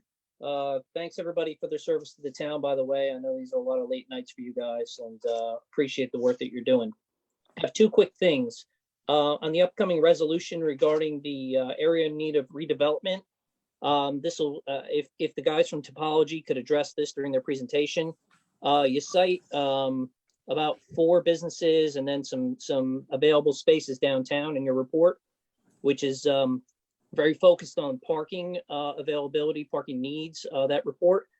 I'd like to know if any of those businesses or vacancies were due to parking conditions in the town or a lack of available parking. So if you guys, Chris and Phil, if you could address that. I don't think they're cited in the report. I on pages 10 and 11, I think they're fair game. Also, Lord and Taylor is listed there, and I don't believe Lord and Taylor is vacated yet, and they have their own parking anyhow. So Looking forward to the presentation. I heard you guys at the planning board, very professional. I appreciate the work. Obviously, I'm not in favor of that resolution, but you know, you guys are very professional in your presentation. The second thing I have is actually for the mayor. This afternoon, your campaign manager posted something that was very inflammatory regarding Republicans, a sitting state senator, I'm sorry, former, Sean. former I- council members. Can you, Sean, I'm sorry, I don't have a campaign manager. I'm not running for anything, so I'm not quite sure what you're referring to. Well, your former campaign manager posted something, a letter to the editor on Tap Into, which accused, basically, if you read it, all Republicans of being either bigoted, misogynistic, or homophobic. So I think it's important for the citizens in this town, Mayor, to hear from you regarding those comments, since this person, you know, was the face of your campaign. I think it's important for you to see where you sit on those comments. Well, I haven't seen it, and I have to say, just like anybody else, I mean, everybody has their own right to their own opinions, and so I'm not in any position to really stem anyone's free speech. So I haven't seen the letter, and if I did, nor would I comment. So, but I appreciate your concern. I think it's important for you to distance yourself from those types of things, Mayor. If they're out Well, there, like I said, I appreciate your concern, but you know, it's everybody's entitled to free speech, and I certainly wouldn't do anything to not allow for that. So, but thank you. You're welcome, Mayor, and thank you again, all of you, for your time this evening. Thank you, Sean. Next person we have is Cornelius Cody. Cornelia, there? Yeah. Hello? Hello? Mr. Cody? Hello? Go ahead with name and address. Cornelius Cody, 337 First Street, Westfield. Okay. Okay, sorry. So good evening, everybody. I just wanted to say I'm so appreciative. First and foremost, I'd like to say I'm a former first responder firefighter. So thank you to Chief Tiller and Police Chief Batilla for your continued work in this town. You know, I've worked beside police as a firefighter for a period of my life, and I can't begin to express my gratitude towards you all. And I wanted to thank the police and Westfield Public Works for coming out to help support the painting of the crosswalks in celebration of Pride, and also as a recognition of COVID-19 in lieu of flying the Pride flag. I grew up in a small town about an hour away from here outside of Clinton, where I was called names, very derogatory names, every single day of my life. And the strides that we've made as a country since I was in school have been amazing. And to see towns that outwardly support people of the LGBT community like me is something, a feeling akin to nothing else I can describe. So I wanted to thank the town for this outpouring of love and support, the high schoolers who are there doing the work, and the police and public works who are there to ensure safety. Thank you very much. Appreciate your comments, Cornelius. Thank you, Cornelius. Thank you. Next person we have is are you there? Name and address. MB. Hey, this is Michael Blancato again, 18 Carroll Road, Westfield. I'm sorry about that. Two comments. One, I grew up on Summit Avenue in Westfield, and it was between the train station and Park Street, and it was a great street to grow up on, and there's a lot of traffic there now, and there's a lot of parked cars there now. And I really believe if you put a bike lane there, you're going to hurt the parking situation that's there. It's 2-hour parking for except for residents only. And I think if you put a bike lane, it'll hurt the town. The second comment that I wanted to make from a public, it'll hurt that area. The second comment I wanted to make is about the historic district. The woman who was on before was concerned about density. I'm definitely concerned about density, but the whole issue that I have is by creating something like this historic district, it's going to be an overreach into making sure that you control the density and you enable ways for the town to govern in ways that are the collateral issues that come along with it. So the purpose is historic district. I own a house that's built pre-1900, and it's not a historical house by any means, but it would be a shame if I had to pay additional fees when someday I want to go and tear it down and build a more efficient, better house than what's there today. So that's not my house on Carl Road, but I do own a house on Summit Avenue that's built pre-1900, and it would be a shame for it not to be able to be torn down and remodeled when the appropriate time comes. So it does concern me that the collateral issues that come along with the historic, maybe more fees, maybe more administration to go through, all of those things would really decrease the value of the house the way it is today. So those are my two comments. Thank you. Thank you very much. Okay, thank you. Next person we have is Mr. Walter Korfmacher. Mr. Korfmacher, name and address.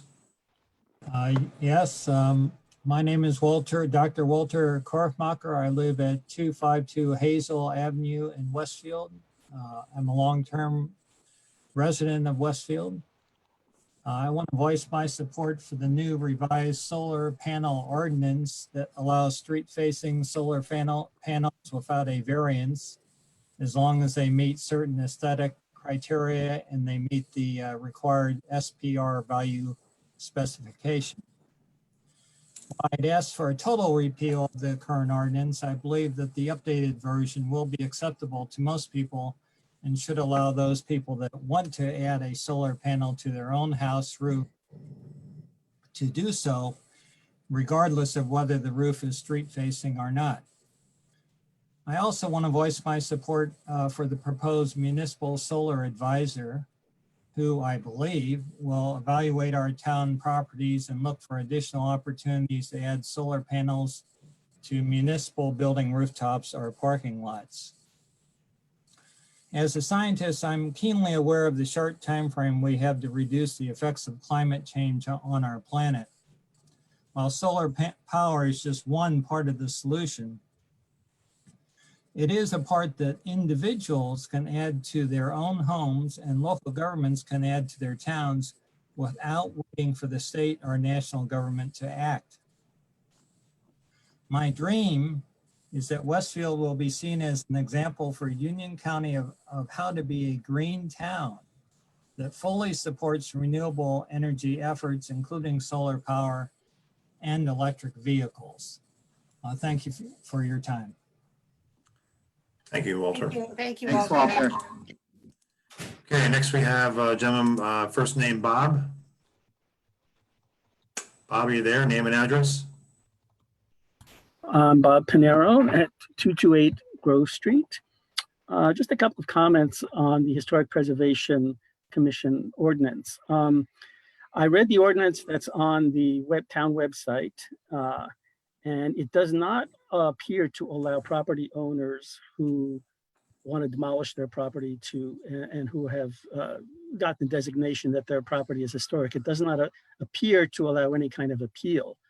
Now, the certified local government program that I think the town wants to apply for requires that there must be a clear appeals process to provide applicants and others the opportunity to appeal decisions made by the local historic preservation committee. So I'm just wondering, is the new ordinance lacking this appeals process, or is that an oversight, or is it I just read the law wrong? So that would be one thing. Let me just ask make another comment.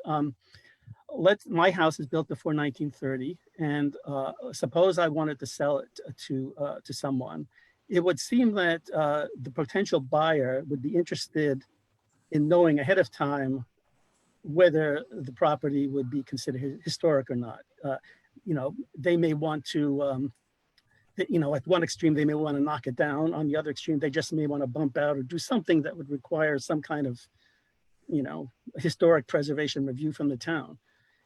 And so rather than waiting for them, I could see where they would be hesitant to buy the property, where they would have to wait until they apply for a demolition permit to find out if they would have any trouble doing what they wanted to do. So I'm just wondering, is there any provision, or could there be a provision that would allow the town, or that would allow the homeowner to essentially ask the town for a predetermination as to whether their house has any historic significance, and if not, get some kind of certification of non-historic status that they could give to the new homeowner that would essentially exempt that person from having to go through this whole review process if they decide to do anything at all.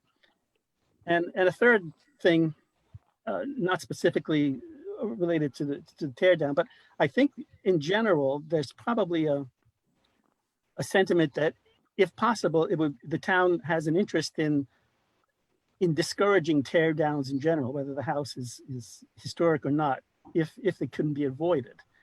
So I'm just wondering, is it possible with the various grants that you would get to provide some kind of incentive for someone to essentially fix their house up instead of selling it to a developer and having it knocked down? In other words, if I come to the town and say, if you reduce my property taxes, I'll promise to, not sell it to the developer and fix it up, rather than if you don't, I'm just going to sell it to a developer and they can do it what they want.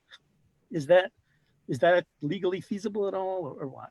No, those are my questions. Thank you. Thank you, Bob. Tom, do you want to address the first things said about the appeal process? Mayor, if it's all right, I can do that too. Tom, I can answer that. There's Don. Okay. And Yeah. I'll address the appeal process. That's set forth in section 9 of the ordinance. I won't go through the language, but it is the appeal process set forth in section 9. On the demolition, I'll defer to Don Hammett since we were discussing this today. If you want to. Yeah, just building on what Tom said, appeals of a Historic Preservation Commission action are made to the Zoning Board of Adjustment. Tom, that's the section you're referring to? Yes. 9. Regards to sort of a preliminary assessment on the demolitions, the mayor alluded to earlier a frequently asked questions sheet. I've seen a very initial draft from the Historic Preservation Commission. Part of the demolition review process, someone with the title of Historic Preservation Officer, who would be a member of the commission, would be assigned to look at demolition permits. The commission is interested in having that same individual, the Historic Preservation Officer, being available to give a preliminary assessment, if you will, preliminary findings, sort of informally, as to whether or not the property, if they feel the property has any historic significance, and would have to go through the specific demolition provisions laid out in the ordinance. Don, so that decision would be made by non-elected officials? Those are all appointees, right? The Historical Preservation Committee? If the question was, the commission members are appointed, yes, they're not elected. Right. But they're appointed by elected officials. So I think just like all of our zoning board and planning board and anything else, and they're not the ones that actually ultimately vote. It's very important to note. The HPC does not vote on the designation. They can only provide guidance and recommendation. They're advisory. At the end of the day, the decision of whether to designate a home or not is done by the council and by elected officials. So that's just an important thing to remember. So Bob, thank you very much for your comments. And regarding the last. Can I follow up with one thing? Did I understand Mr. Jardine to say there is an appeals process in the existing ordinance, so that if your property is declared as historic, there is a process for you to appeal it? True? Sounds like they're working on it. Is there an appeal process in the existing ordinance? Yes, the town attorney, Bob, said yes, section 9. Okay. Well, section 9, yeah, section 9, I'm sure I understood what you were talking about. Section 9 has certain appeals processes in it related to what you were just suggesting. So if you are in a historic district and you apply for a certificate of appropriateness and it's denied or approved, or if it's denied, you can appeal that, if that's what you're getting at. No, that's what I was getting at, is if you want to demolish your house and you apply for a demolition permit and the town says, no, your house is historic, is there an appeal process for that? That's what I was questioning.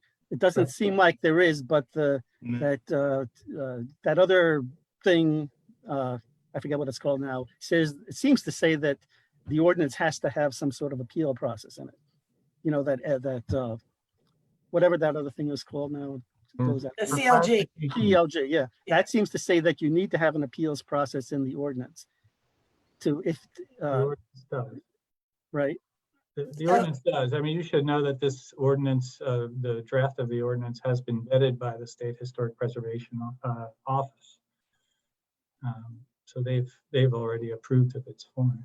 And so Bob, just to be clear, we'll incorporate your question into the FAQ that's going out with a very specific answer. So you'll have a place to reference. Okay.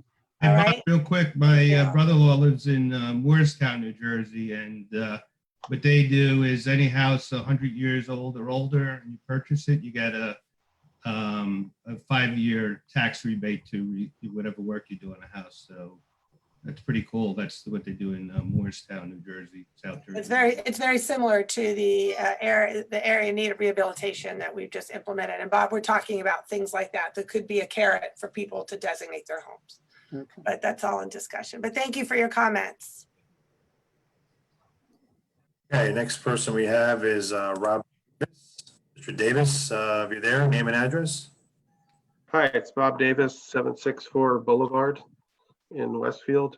And reading through the historic preservation ordinance, I understand the towns and I share their concern to keep the historic nature of the town with regard to all the Victorians. And you never like to see those get torn down.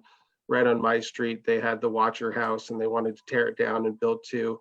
And so I totally get it. I guess what I find personally offensive was the idea that the town can single-handedly and subjectively pick someone's house and say this is historic, or even a whole swath of a district to say this is historic. And I would assume that Boulevard, which already has a historic sign up from Park down to Grove, is probably right on the list. And there's a lot of brand new homes as well that will be captured by this. So that part gives me a little bit of pause. And to an earlier comment that was made with regard to being a certified local government, we're bringing it up to standard, but does it require, like the way the town is going about it, does it require that it be done that way, where the town basically selects someone rather than an open dialogue with the neighborhood or the people before they get a nice note in the mail saying, congratulations, you've been selected. Because you look at places like Indian Forest, where the Lenny Lenape were. There's a councilman, a planning board member that lives there. Shelley, you mentioned yourself, you're the first woman mayor in 300 years. Why not? Right? So, you think about, what is this the right process to designate someone's home historic? Because it just seems like it's a bit of surprise.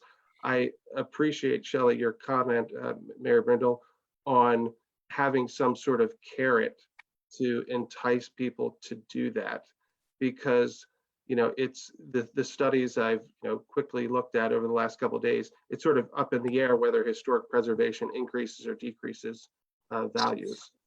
So having some incentive to do that, that would be great. Also, how would it work for people that are in the process of wanting to do something on their home, and they have an application to the town, and then subsequent to submission of that application, a designation comes down that says it's historic. So that's another question I have on how this rolls out. So Robert, can I just say a couple things? I don't know if you heard my opening comments, but this is part of I think the misinformation or misinterpretation of the ordinance that's going around. The town can't just designate your house willy-nilly and say it's historic on some. Oh, I understand. There's subject matter to it that there's very specific. Yeah, and there's a very specific and high threshold for designation, and it wouldn't happen that you would just get a notice in the mail. Quite frankly, and you asked, is this required? Yes, this designation requirement is required to be compliant with municipal land use law. I'm sorry, I was speaking to the process of becoming. So it yes, it can't be that the town works with someone and says, let's do this. Well, so let's just say this, the language is required. However, I don't see any, that language is required to be certified because they consider the designation zone a zoning overlay. And the only people that have the power to do zoning overlays is the local elected official governing body. Same thing like we designate, zoning around everybody else. You don't ask people what zone you want to be in. That is a power given to the governing body. But that being said, we don't anticipate doing anything more than what we've already done in terms of collaborating, working with the designations for people where it's truly historic. And I do think the success that we've seen in the last 2 years, where we had designated 2 town properties and 2 homes, more than we've done in 20 years, really speaks to that process. And that's the one we hope to stick to. But we have to put that process and language in this ordinance to be able to be in compliance with the land use law. So I hope and we expect and fully would operate that this would be a collaborative process and should be a collaborative process with the homeowners. Mayor, real quick, where does the 1930 come in? There's nothing in the state of New Jersey land use law about 1930. Tom Jardine, originally in 1924. I'm on the code review committee. No one could figure out where we came out with 19. No, Mark, we literally spoke about this at the last council meeting, and you sit in on those committee meetings. Yeah, but no one was able to tell me where 1930 came from. We talked about houses where we believe that a historical significance began.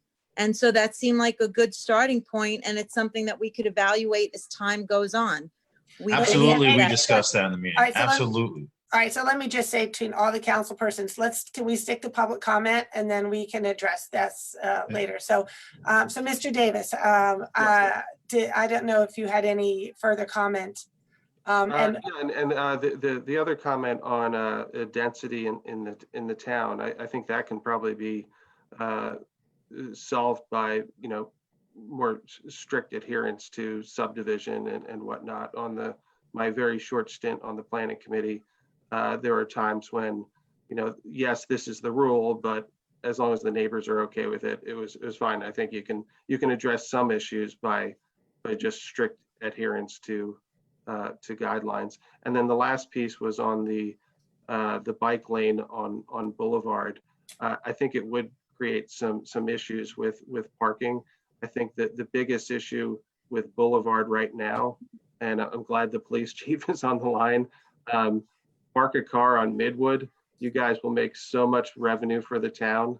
Guys come across, and I'm not joking, they do 60 miles an hour up Boulevard. It's a throughway in the morning. So I would hope that would get taken care of. Yeah, thank you very much for your comments. Mayor, I do want to address one thing, if I can. Sure. Because I want to make sure that everybody is dealing with actual facts and not alternative facts. And I don't deal in cheap shots and misinformation. So I just want to make sure that everybody's clear of one thing. The ordinance that we have in existence right now for historic preservation was adopted in 1984, on December 18th, 1984. At that time, the ordinance allowed for a district to be created with 75% of the homes in the district voting in favor of it and 25% of the homes voting against it. So there has always been in this town a process by which somebody could have their house designated within a district and not be in favor of that. In fact, that's exactly how our only historic district in Westfield, the Kimball Avenue Historic District, was created. There were, I believe, the number was 11 homeowners that were in favor of it, and 1 homeowner was against it. And notwithstanding that fact, in fact, in 1996, the council voted, I believe, unanimously in favor of creating that district. Now, that homeowner eventually said, okay, I see the way everything's going, and I'll now be in favor of it. But notwithstanding that fact, the council on first and second reading adopted that as a district against the will of at least 1 homeowner. I'm a lawyer, I'm not making policy. If you ask me if you should have an ordinance that is in compliance with state law, meaning that there is no basis under state law to have residential veto of a zoning ordinance overlay such as this, I would say that you should follow state law. Otherwise, your ordinance is going to be subject to challenge. I know there's other benefits in terms of certified local government status, but our ordinance right now is in violation of the New Jersey municipal land use law. And I'm not sure why anybody, at least on this council, would support being in violation of state law. Tom, can the town make it a home or a district historic without the owner's consent based on this ordinance? Can you honestly say that? Under current law? Yes. With this new ordinance, can you honestly say that? Under current law, the town. No, with the new ordinance. Okay, so we've got a lot of people that want to speak, so if we can move on. You have to be transparent and tell the facts. I mean, you're not being. Councilman, I am telling the facts. You know, you've been studying this ordinance in committee for a year and a half. Yeah, and I mean, there were so many different versions of it, you couldn't even. I think by now you would know that that's what the ordinance permits, or did you not read it? Right, so you're saying the town does have the authority now to declare a home or district. What I'm saying to you is under state law, the town. You keep saying state law. Could you cite the state law? I'm sorry, Councilman, I'm sorry. I'm invoking my right. Sorry, you gave the attorney the right to speak, and I am running this meeting, and I'm invoking my right, and I'm going to move on to public comment. Next person we have is Mr. Bruce Henderson. Mr. Henderson, are you there? Name and address? Yes, I'm here. Bruce Henderson. I live at 527 Boulevard. So Mayor Brindle, I'm going to ask you the question that Mr. LaGrippo seems to be trying to ask you. With this new ordinance, will the town be able to designate my home as historic without my consent? And I will let our town attorney explain that to you. The answer is Bob Bruce, yes. And I'm sorry, Mr. Henderson, did you say your name and address? Yes, Bruce Henderson, 527 Boulevard. Westfield. Thank you. The town currently has the power to do that. That's not the question I asked, sir. Let me finish. No, answer the question I asked, please. I'm sorry, Mr. Henderson, I'm going to require you to speak respectfully, and we can do this appropriately. So give the attorney a chance to respond, please. The town currently has the power to do that under our existing ordinance. The state municipal land use law gives that power to towns to do that. And this ordinance allows for that to happen as well. Does that answer your question? Not really. How does it not answer your question? Will the new ordinance allow the town to designate my home as historic? That's a yes or no is all I'm asking.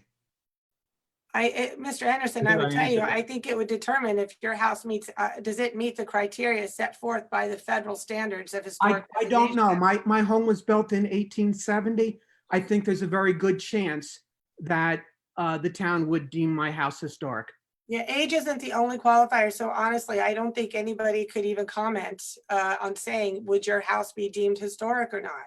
There's a significant criteria that has to be established, and the threshold is pretty high. So my house did meet those criteria. Could you designate my house as historic? Under municipal land use law, the town has the authority to do that. Okay, so if my house was deemed as historic, would that regulate any changes that I would want to make to the exterior of my home? Yes. I don't know if he's asking me or. I don't know if I'm asking Mayor Brindle. She doesn't seem to want to answer my question. Well, no, I would just say I can speak. I'll let our attorney speak to that more specifically. None of the, other than removing the paint determination, none of the requirements as to what people can and can't do in a historically designated home have changed from the existing ordinance. So yes, in general, if you are in a designated district or a designated home, the historic preservation, there is a process by which you go to the historic preservation.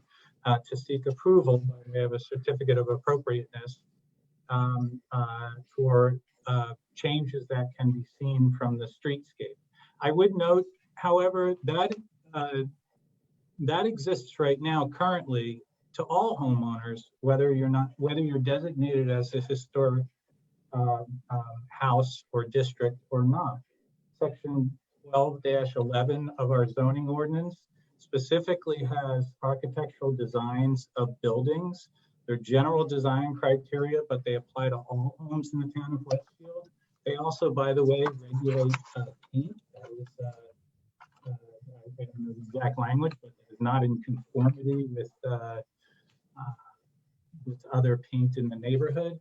And there's another section of our zoning ordinance as well, section 10, I believe 10-5, Don, you can correct me if I'm wrong, which also regulates certain architectural criteria and allowances in the town of Westfield. That applies right now, whether or not you are designated historic or not.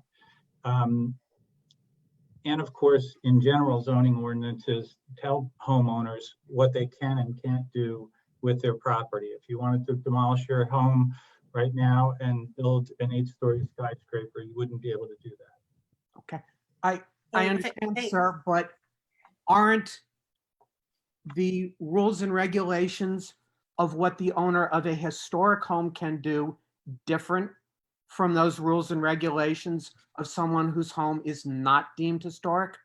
So I'm sorry, Mr. Henderson, this is really a comment section, not a back and forth. So if you just want to make your comments and we'll do note of them, and then they'll Certainly. Really, Mayor Brindle, what I just wanted to say is, Yeah. unless I'm mistaken and your name is not on the deed for my home and you did not help me pay for my home, assuming I follow all rules and regulations regarding safety and zoning, what makes you think you have the right to tell me what changes I can and cannot make to my home? You are attacking my rights as a homeowner. Tell me, are you going to give me a property break if you decide without my consent to declare my home historic? Or is that benefit only provided to downtown Westfield property owners? I'm just accepting your comment. As I said, that's not a question and answer session. It's a comment session. So if your comment is duly noted, if you have additional comments. No, that's all. Okay, great. Thank you so much. Thank you, Mr. Henderson. Thank you. Next person we have is Mr. Robert Wendell. Robert, name and address if you're there. Hi, it's Robert Wendell, 704 Lenox Avenue. I was instrumental in helping put the revised ordinance together. It is done for the purposes of protecting our town, the history of our town, and the varied architecture of our town.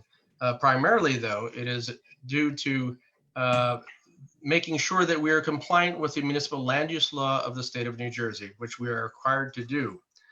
The law does give the town council the right to designate accordingly. They are the ones with the power to designate, but the way that it is to be done will be cooperative, obviously. We will work with everybody who might be addressed or might be eligible to be designated.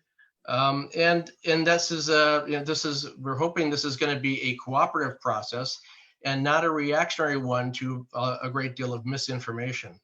It is important that everybody understand what the designation process is. We are willing to sit down and explain the designation process for those people that are eligible and that are interested in pursuing it, both on an individual home basis and a district basis. We've had other people in town who have designated their homes in an effort to make sure that they save their homes for future generations. And this process has several fail-safes in there, allowing for a rebuttal process, a petition process to indicate that on a district basis that you disagree with the designation process. There's multiple levels that can happen. In fact, it is actually easier under the new regulation to disagree and file a petition of disagreement on the historic preservation ruling, as the current ordinance provides for 25% of the people must disagree. The new one only provides for 20%. So we have gone beyond a lot of other things within the existing ordinance to lower fees and to provide a more streamlined process for designation and for cooperation and coordination for those people that are interested in pursuing this. This has unfortunately been politicized, and I think that needs to stop, and people need to start focusing on really what we're trying to accomplish and how we're going to work cooperatively to address the destruction of our historic homes in this town. Thank you. And thank you, Robert, and thank you for your service. Thank you, Robert. Next person we have is Steve McCabe. Mr. McCabe, if you're there, name and address. Steve McCabe, 409 Washington Street, Westfield, New Jersey. I actually have a question, and anyone can answer it, but my comment is this. So far tonight, well, let me comment before I even make my statement. I don't hear many people objecting to the historical preservation of Westfield, and I also don't hear many people opposing the terrible thing that I consider a blight on Westfield of knockdowns. But 4 people tonight, including Robert Wendell, who I think I took a historical tour of Tremont Street with him on Saturday morning with the Historical Society, have all mentioned that we are out of compliance with state law. The people are Mayor Brindle, Town Attorney Jardine, and Kelly Kessler, and Robert Wendell. So I have 2 questions. How are we out of compliance? And how will the new ordinance bring us back into compliance? We talk about it a lot. Can anybody be specific? That would help the public debate, I think. I will let our town attorney address that. Thank you, Thank Steve. you, Mayor. I hate to punt this to our town planner, but I know that he's going to say it much better than I. I could say it too if he messes it up. But So yeah, that's a good idea. So Don Samet, we'll let him address that. I'll put my lawyer hat on. There are 2 issues that I'm aware of. One is when it comes to referrals of site plan, subdivision, and variance applications, which are before either the planning board or zoning board. The state land use law states that for subdivision, site plan, variance applications, development applications, which are before the boards and are located in historic districts or identified as historic sites as listed in the historic preservation element of the master plan, those applications are referred to the Historic Preservation Commission for review and comment. Our local ordinance as it stands now only provides for the referral of applications for designated properties to the Historic Preservation Commission for review and comment. So our current ordinance is out of compliance in that it does not provide for all of the referrals that are necessary in the land use law. The second piece that I'm aware of is when it comes to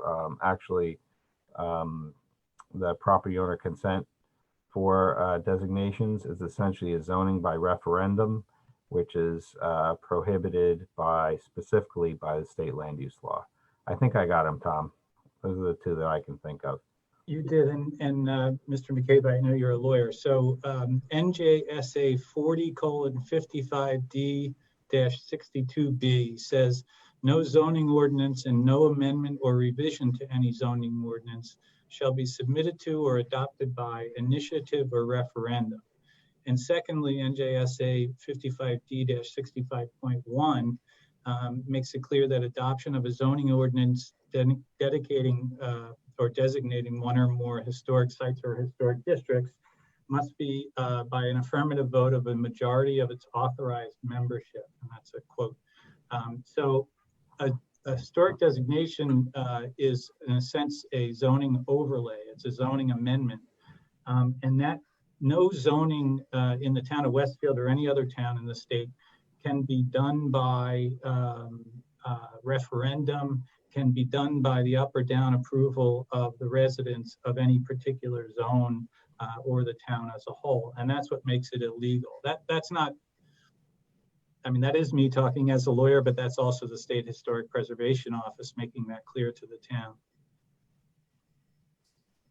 So this entire, if I understand Mr. Samet and Mr. Jardim correctly, this ordinance to bring the state into, to bring Westfield into compliance is because we are currently not making enough referrals to people who are being subject to the historical designation. And two, we allow homeowner veto currently, and that is illegal under state law. The second one's correct. I'm not sure I understand the first one. The second one is certainly correct. Well, the first one was what Mr. Samet said about we if I were can- not providing enough referrals. Yeah, the land use law requires the referral of all development applications before the boards, which are for properties identified in the historic preservation element in the master plan as being historic. Requires for those development applications to be forwarded to the Historic Preservation Commission for their review and comment. Our current ordinance does not state that. It states that only locally historically designated properties get referred to the commission for review and comment. So there's an inconsistency in our ordinance language with that allowed for in the state land use law.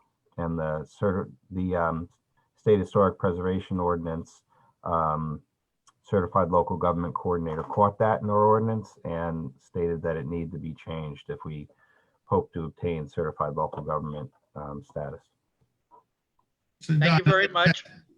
Don, other towns don't have the provision though, where the local government could declare your town's historic prior to 1930. That's all Westfieldese. That's not state. Well, I don't think, well, the 1930 date just relates to when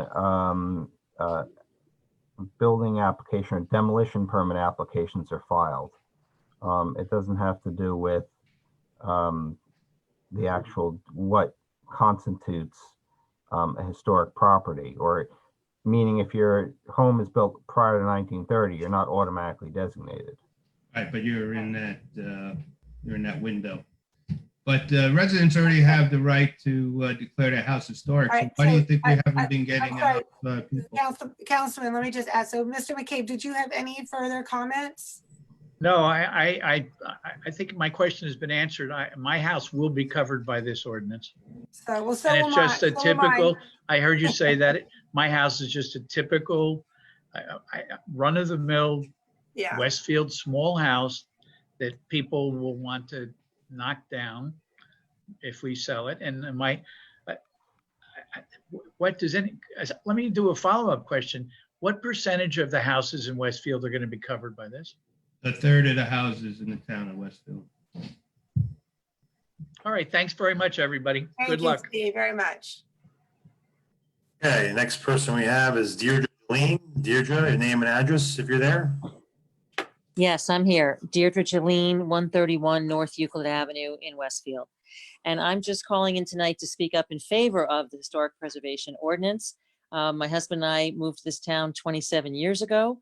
And one of the main reasons that we did was because we loved the historic character of the town, the homes, the ambiance. And frankly, I've been very dismayed to see over the last 10, 15 years or so, so many historic homes being torn down. And I think that if people who own older homes are so concerned about that, then they shouldn't buy them in the first place. You buy a historic home because you love your historic home and you want to keep it up. I do think that if the town were to give people some kind of incentive that would make it easier for people to maintain them and not just sell them to a developer who's going to knock it down, that would be a great thing. But it's been I'm very saddened to see all the houses being pulled down. And I think anything we can do to maintain the character of the town and the historic homes is something that we should do. Thank you very much, Deirdre. Appreciate you staying in there and making comments.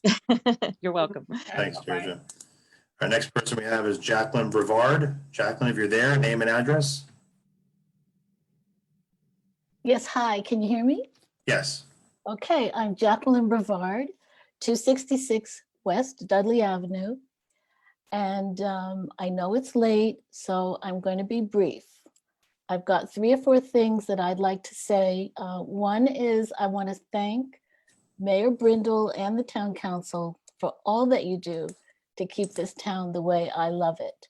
The reason why we're in Westfield, and we've been here for more than 35 years, is because of exactly what the prior speaker said.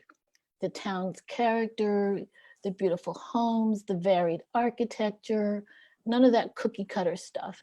And the only time you see cookie cutter homes is when something's been torn down and that's what you get to replace it. That's not why we came to Westfield.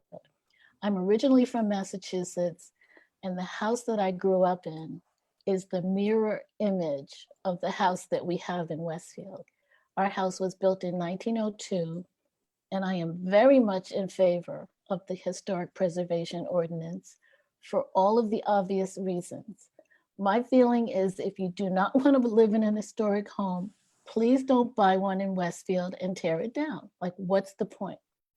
So I'm in favor of the ordinance, and I am currently involved in conversations with my neighbors to designate our block.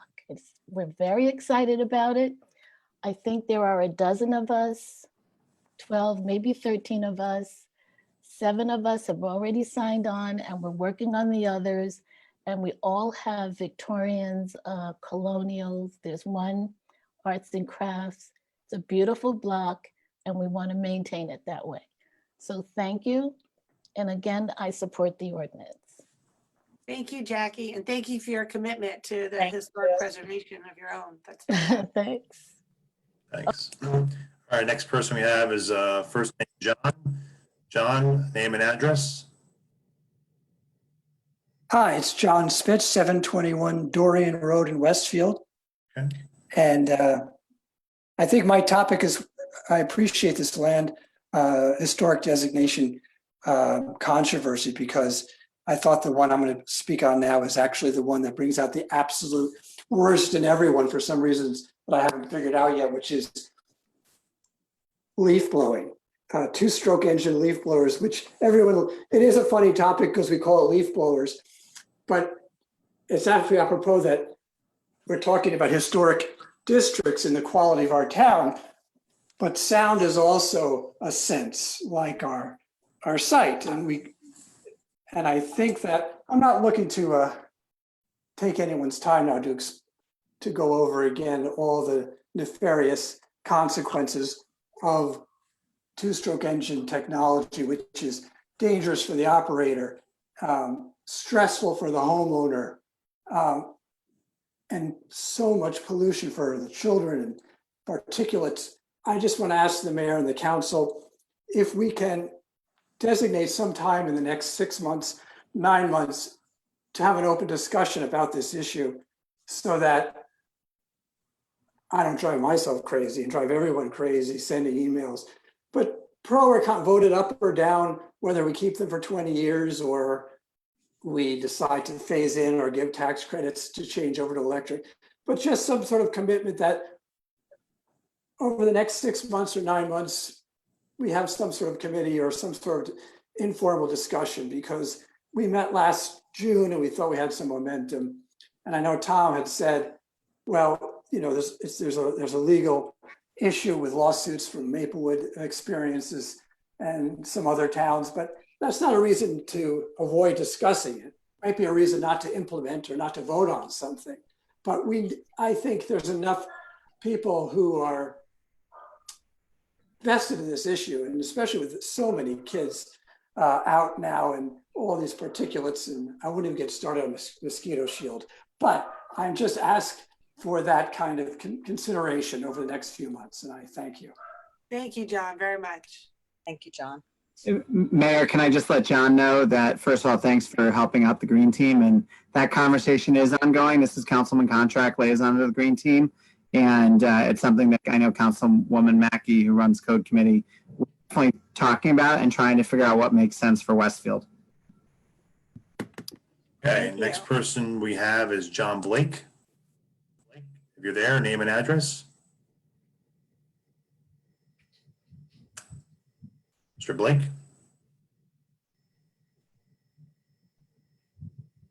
John Blake, name and address.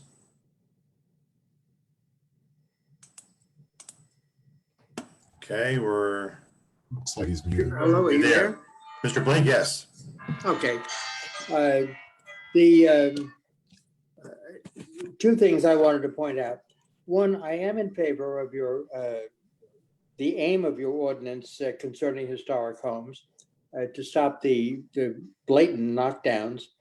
But the problem I have is the enforcement. There have been other ordinances where when you get down to enforcement, the requests of the mayor and council end up to be mandates for the people enforcing it. And the problems are myriad as to what happens.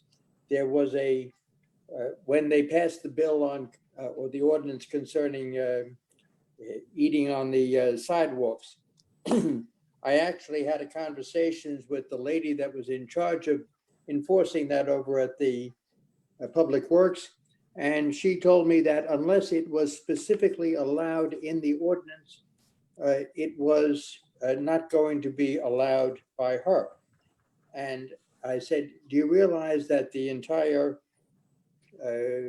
legal code of the United States is based on the fact that if there isn't a ban on activity, then the activity is allowed? And she said, no, in Westfield, if it's not specifically allowed, it's barred.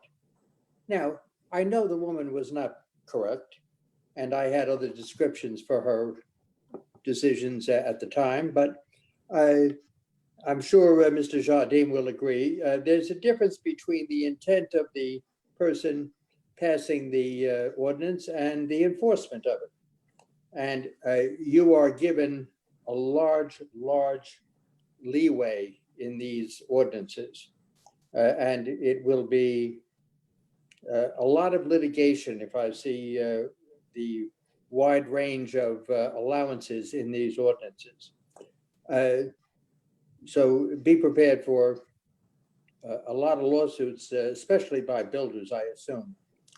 The other thing I wanted to point out was that I find myself in an unusual position of agreeing with Mr. Arena that something should be done along the line of this administration's desire to make sure that everybody understands how understanding and progressive it is. And I think there should be some deference given to the police department, which is among all of the other various police departments of the country being given a bad name by the actions of one man out in Minneapolis. The very idea of bigotry and impropriety in logic is attributing the actions of one person to everybody. And that is one of the great problems in racism and every other ism that we have. To attribute to all policemen the improprieties and sadism of the jerk in Minneapolis is totally wrong and should be reversed. We sit back and we praise Chief Bataloro, the policemen, the firemen, everybody else in first aid. And it's so easy to say, yes, they did a wonderful job. However, we also sit back and say, gay rights should be allowed to everybody. Everybody should have their right to do what they want to do privately. However, some people demand or require or need or should have some public outshowing or showing of their support. I suggest that we give some outward showing of support, even though it may not be the presently chic thing to do. It is a reasonable and understandable thing to do to show support for the police department, the fire department, and the first aid. I think you should end up painting a blue line a red line, a white line, whatever color is attributable to the fire department, whatever color is chosen or attributable to the first aid group, all three lines should be there for the 4th of July celebrations. And right down the middle of Broad Street, there is no difference whatsoever to the bigotry that has been dumped on the heads of gay people and the present comments that are being improperly attributed to like 95, 99% of the police of the United States. And certainly, if the town of Westfield can become so supportive of small groups like gay rights, important though it is, and I support them fully. However, the majority of people sit back and say they are a minority, and the majority of the people thoroughly support the police department. This administration should support what the majority of Westfield people think, not what is liberal chic at the moment, but what is considered to be proper by the people of Westfield. I would suggest that while Mr. Arena suggested a blue line, it be extended to whatever other colors the other two organizations wish. And it might be an idea for the mayor to say, yes, I agree, as opposed to her evasion of Mr. Arena by saying that she supported police, etc., but she didn't answer his questions concerning the possibility of contributing to the police department the same support that she gave to the gay rights movement. Thank you very much. Thank you, Mr. Blake. Next person we have is Mrs. Sherry Hines. Mrs. Hines, are you there? Name and address? Yes, can you hear me? Yes, we can. Okay, my name is Sherry Hines. I live at 28 Stoneleigh Park. And I really, I applaud the town council on one hand because we'd like to keep the historic nature of the town as it has been for a number of years. I've lived here many years, many years. So I applaud the idea of it. What I don't applaud is the fact that even though I heard the word cooperative with someone whose home gets decided on whether it's historic or not, that it would be cooperative, it still leaves the homeowner in a place of having, if they decide they do not want to be designated historic, the homeowner is left with having to plead their case before the town planners and then to the town council. And I believe I'm correct when I say that 6 out of 9 of the town council can vote against the pleading. In other words, they can say, well, we vote that you should become historic, therefore you are historic, whether you really like it or not. We've decided. So I don't like that idea. I don't like a homeowner being told that they have to be something that they don't want to be. I'm for people who want to be historic and that they like their homes. I think I'm all for that type of choice. My other comment on it is that as I see these buildings, rental properties being built, multi-dwellings being built that are not for sale, but are rentals with commercial downstairs, rental apartments upstairs. You know, a woman was talking about the density of Westfield. I'm hard pressed to see how that seems historic to the town. So I feel like the homeowners are being penalized while developers are being able to come in and tear down things and put up these high density rental units that don't even look historic. So they make a lot of money.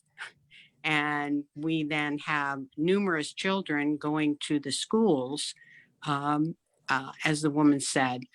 So we have more people going into the schools than would necessarily be by raising these high density dwellings. One thing I don't want to have happen to Westfield is to have high density buildings like they're doing down in Garwood and Cranford being built over on the south side train station or one of the other parking lots that all of a sudden becomes designated as the new place to put a bunch of apartments. I don't think that helps a historic designation for a town.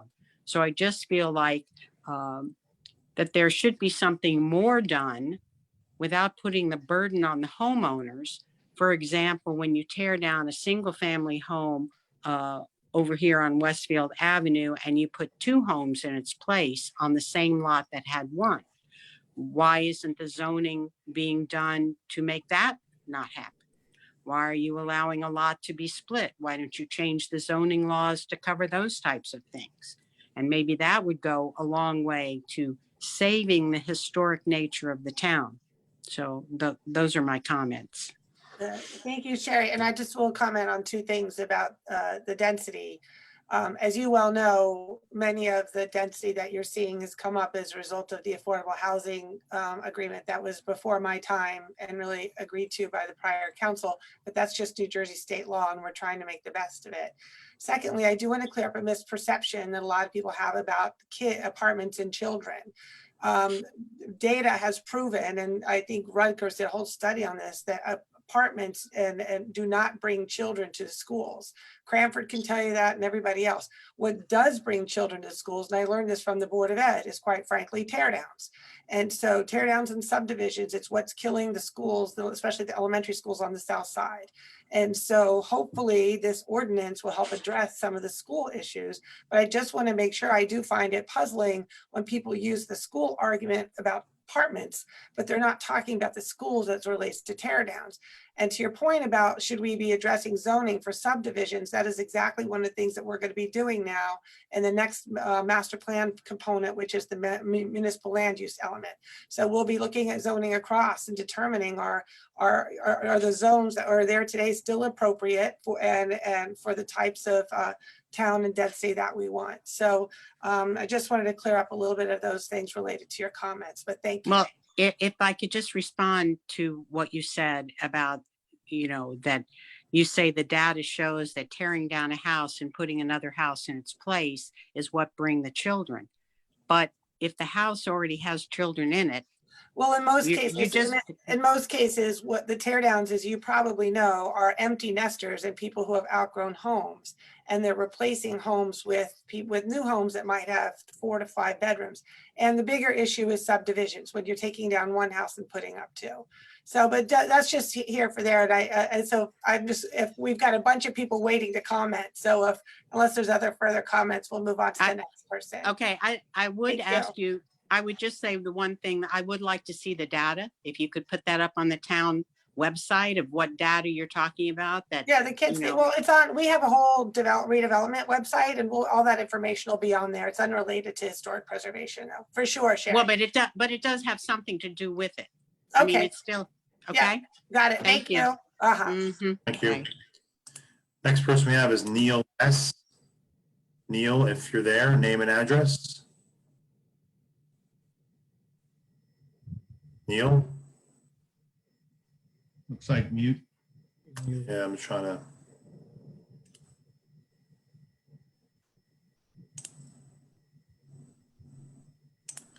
Neil? Muted. Neil, you're muted. Jim, can you pass him and then? Yeah, I'll have to do that, yeah. So, all right, next person we have Robert. I'm sorry, Neil, are you there? Apparently I hit the button by mistake. I'll pass on this one. Excellent session tonight, though. All right, thank you. Robert? Hi, Jim. This is Rob Ray, 650 Coleman Place in Westfield.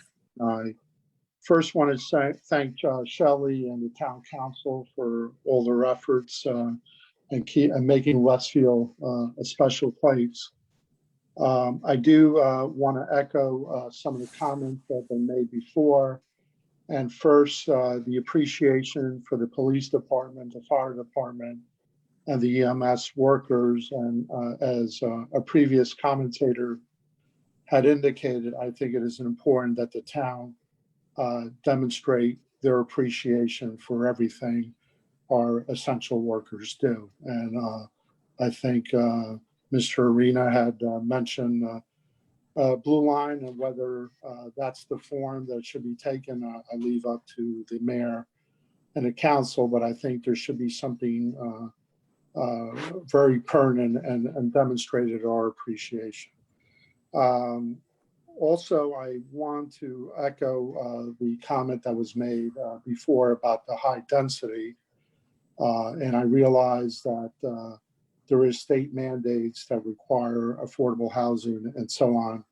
But I think that is an issue that is changing the quality of the town and putting perhaps a drain on the school system. I know, Shelley, you disagree with that point of view, but getting to the historic preservation ordinance, I just would like clarification on a few items, and then I have some thoughts that I would like to share. A previous speaker had mentioned there's over 500 municipalities in New Jersey, and only 47 comply with the current state ordinance. Is that true?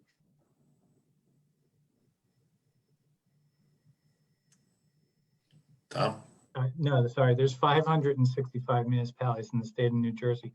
The speaker said that 47 of them, I believe the number is 47, have obtained certified local government status.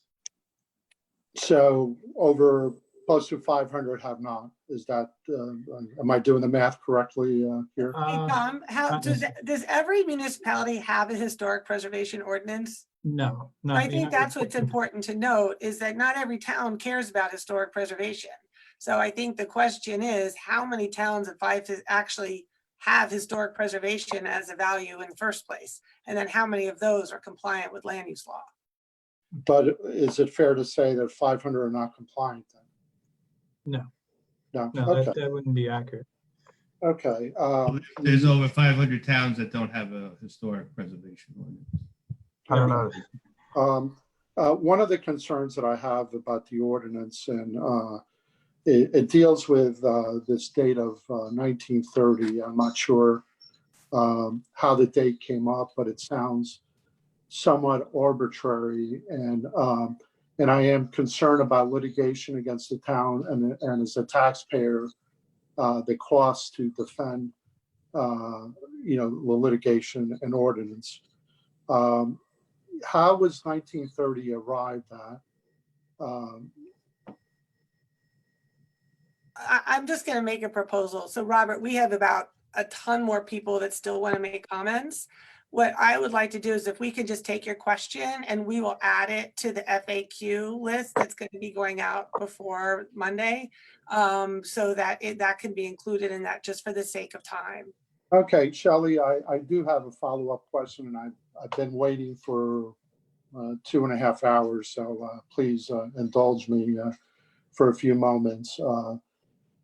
Has there been any study done knowing homeowners that own properties in Westfield that date 1930 and prior, and whether those people are protected class as being senior citizens, and could potentially could this disproportionately affect senior citizens and their ability to sell homes? Has there been any study with that? And then getting back to the density issue, that empty nesters might be moving out and selling their homes to a developer, which then leads to a bigger home. It would seem to me that the burden of this has been put on the sellers of the home and the empty nesters, that I wonder if an overwhelming majority of those are senior citizens. And given that properties and real estate and homes are, for many people, the most important asset that they have. I think that is something that should be looked at before something is passed that might have consequences that we might not fully be aware of. Thank you. Great, thank you. Thank you, Robert. Next person we have is Greg. Greg, name and address. Hi, my name Hey, is Greg. Greg Blasi. It's Greg Blasi. It's 779 Carlton Road. I am moved to town in 2000, 2001. I'm an architect here in town. I'm also a member of the HPC. I just wanted to note that as well. But tonight, I just want to talk as a citizen and as a resident and as an architect who works in town. So there's a lot of conversation going on about what year. So most architects note houses as pre-World War II or post-World War II. And that is a pretty good indication of siding, windows, materials. And it is after World War II, as you would see in town, as you go lower on Boulevard, bi-levels, split levels, and other homes were built later on after World War II in the areas after Grove or further down Boulevard or up into the hills of the north side. And the reason for that, which is interesting, is that these houses there were historical houses very close to town. First blocks of Boulevard is a great indicator. The first block of Boulevard had shingle style homes and beautiful Victorian homes, which are now gone and are muted by siding. But the second block of Boulevard from Park down to Grove, and then further on, you have those 1920s, 1930 homes. So I think that's where a lot of the historically the years come from. But as an architect, I wanted to talk about two things of how the actual ordinances work. People are talking about historical, which is interesting. I mean, if we were in Europe, we'd be talking about 500 years. We're having a conversation now about less than 100. And I think what is important to me, living on Carlton, is I live on Carlton close to Grove, and I wish Carlton had been designated. There's a lot of giving a walking tour from Park on Boulevard, from Park to Washington, and then come back up Carlton. So you'll see how many teardowns have changed the nature of the block, the scale and the proportion, the materials. And over the years since 2008, many people come to me during parties on the street, stop me and ask me how to stop teardowns. And the interesting thing is people don't want them, which you hear tonight. And the question is how to stop them. The question also brought up tonight is what is historic and what's not historic. And I don't think that's really the point. I think the point of areas like Stoneleigh Park, Boulevard, Dudley, Kimball, and the Gardens is that there were many blocks of houses that people bought over time, would buy them, restore them. One house would move from one family to another, and the property values were maintained, and the visual appearance of that street was changed, was kept when people restored the houses. Not restored them, just put additions on. This isn't, everyone's talking about historic preservation. I'm just talking about the natural use of a house that was bought, an addition was added, and people grew over time, changed the kitchen, added bathrooms. But what really changed the town in the last few years, which is noticed by many architects who come and visit here, people that I know, other architects from other towns, is that how many teardowns there are in Westfield. And that has affected the core streets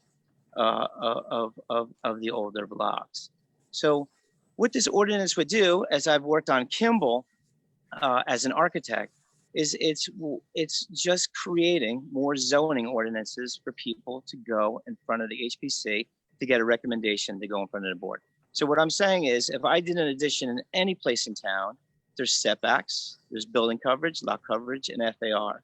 What this does as a protection, I feel, as a protection for me, for my neighbors, is to talk about scale and proportion and materials, so that when a house or an addition is built, it stays in the character of my neighborhood.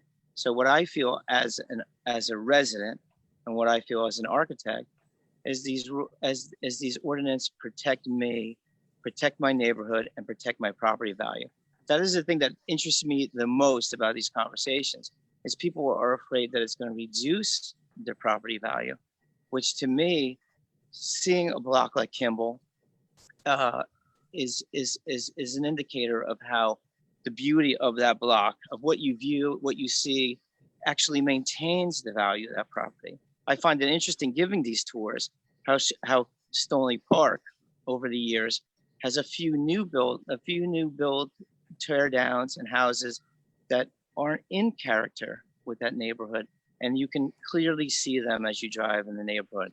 Lawrence, many streets in town, the Gardens, Carlton, so many streets I have said before. So what this does in actuality, I believe, is protect each neighborhood from the mentality of tearing down, using synthetic materials, using less windows, using other things that are in the zoning ordinance, but aren't being viewed or being reviewed from a standpoint of the Historic Preservation Committee, which again, I don't like using that term, Historic Preservation Committee. I'd rather it just be keeping in nature with the streets that have been here since from 1880, 1920s to 1930s, up until basically World War II. So I find that as certain towns were brought up, which I find so interesting, that I worked in Princeton very long, another town I love, Montclair, know very well, in Maplewood. These are towns in which people do enjoy and love, because their infrastructure, their townscapes haven't been affected as much as Westfield has. So again, I think over time, as I've spoken since 2008 to real estate agents, clients, residents, of how many of these houses will eventually come and affect the property values in the neighborhoods, and I think we're all in agreement they already have.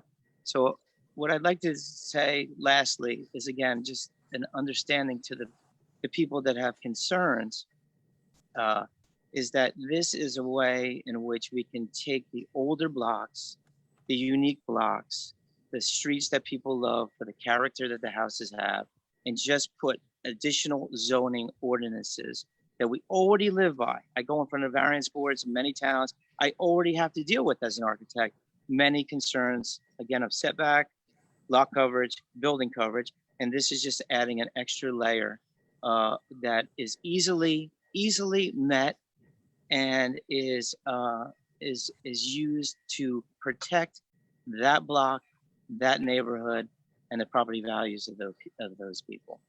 And those are basically the only statements I want to say tonight. Hey, Greg, it's Mark. I just want to congratulate you on being the new chair of the Historic Preservation Committee. I don't think you mentioned that, but congratulations. Thank you. Now, did you make your house historic?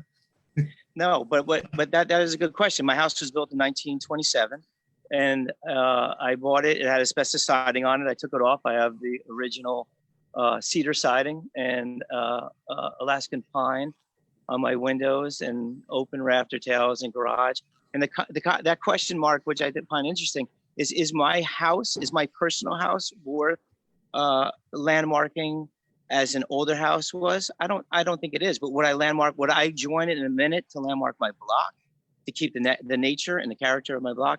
Absolutely, I would. Absolutely, to protect this lower level of my block.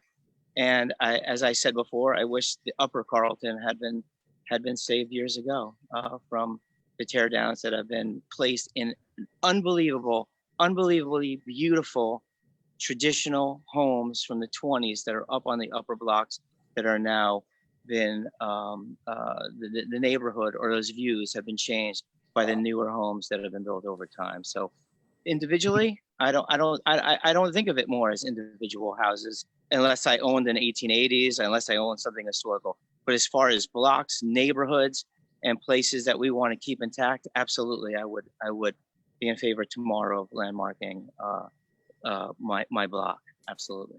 Yeah, and I think that's where the Thank you. That's where people, you're willing to do the block, but not the house. But Greg and I have talked about this for years, as Greg was the architect on our house and did a phenomenal job. But yeah, we've been talking about this for years. Well, Greg, thank you. We have a lot of other people that want to speak, and I really appreciate you speaking up tonight. Thank you. That's great. Our next person is Liz Lowland. Hold on a minute. I was using an older version of Zoom. Liz Lowland is not working for some reason. Let me see if I can do this.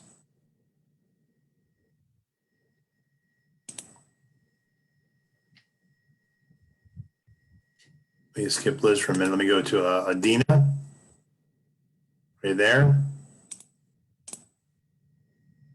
Adina? Hello? Adina? Yes, do you hear? Yes. Name and address, please. Adina Toescu Inculescu, 1310 Central Avenue, Westfield. Okay, go ahead. Do you hear me? Yes. Okay. I have been a resident of Westfield and I bought my house 40 years ago.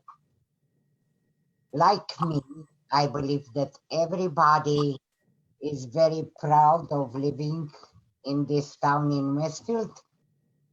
And if not everybody, the great majority loves Westfield for its charm, for historical houses, for the atmosphere, for everything which define Westfield. So I'm very much in favor of this historic preservation of Westfield. And I agree with Mr. Blasi, who spoke just before me, about the property value that will be at least maintained, if not increased, by keeping the historic landmark and this one being preserved and the town being the wonderful Westfield that was always been. I really regret that my house cannot be designated as a historic house, not only because it was built only in 1950s or 56 or something, but also because it was very much embellished by the former government of Westfield with a hawk light, with all kind of terrible things. And for this reason, my house is unique, but in a negative way. Right, Mr. Logripo? Hi, Dina. How are you today? Yeah. How's everything? Anyway, I thank very much Mayor Primo, My pleasure. Council, for this initiative to preserve Westfield. Even Mr. Logripo, you contributed very much in destroying my life with this house. Anyway, I love it. I made it nicely with flowers, just not to see the lights in front of the house. Again, I want to say something, and with that I finish. Without history, wouldn't be present. Without these historical houses that would be demolished, we wouldn't have this charming town to live in. Thank you very much. Thank you, Adina, very much. All right, Adina.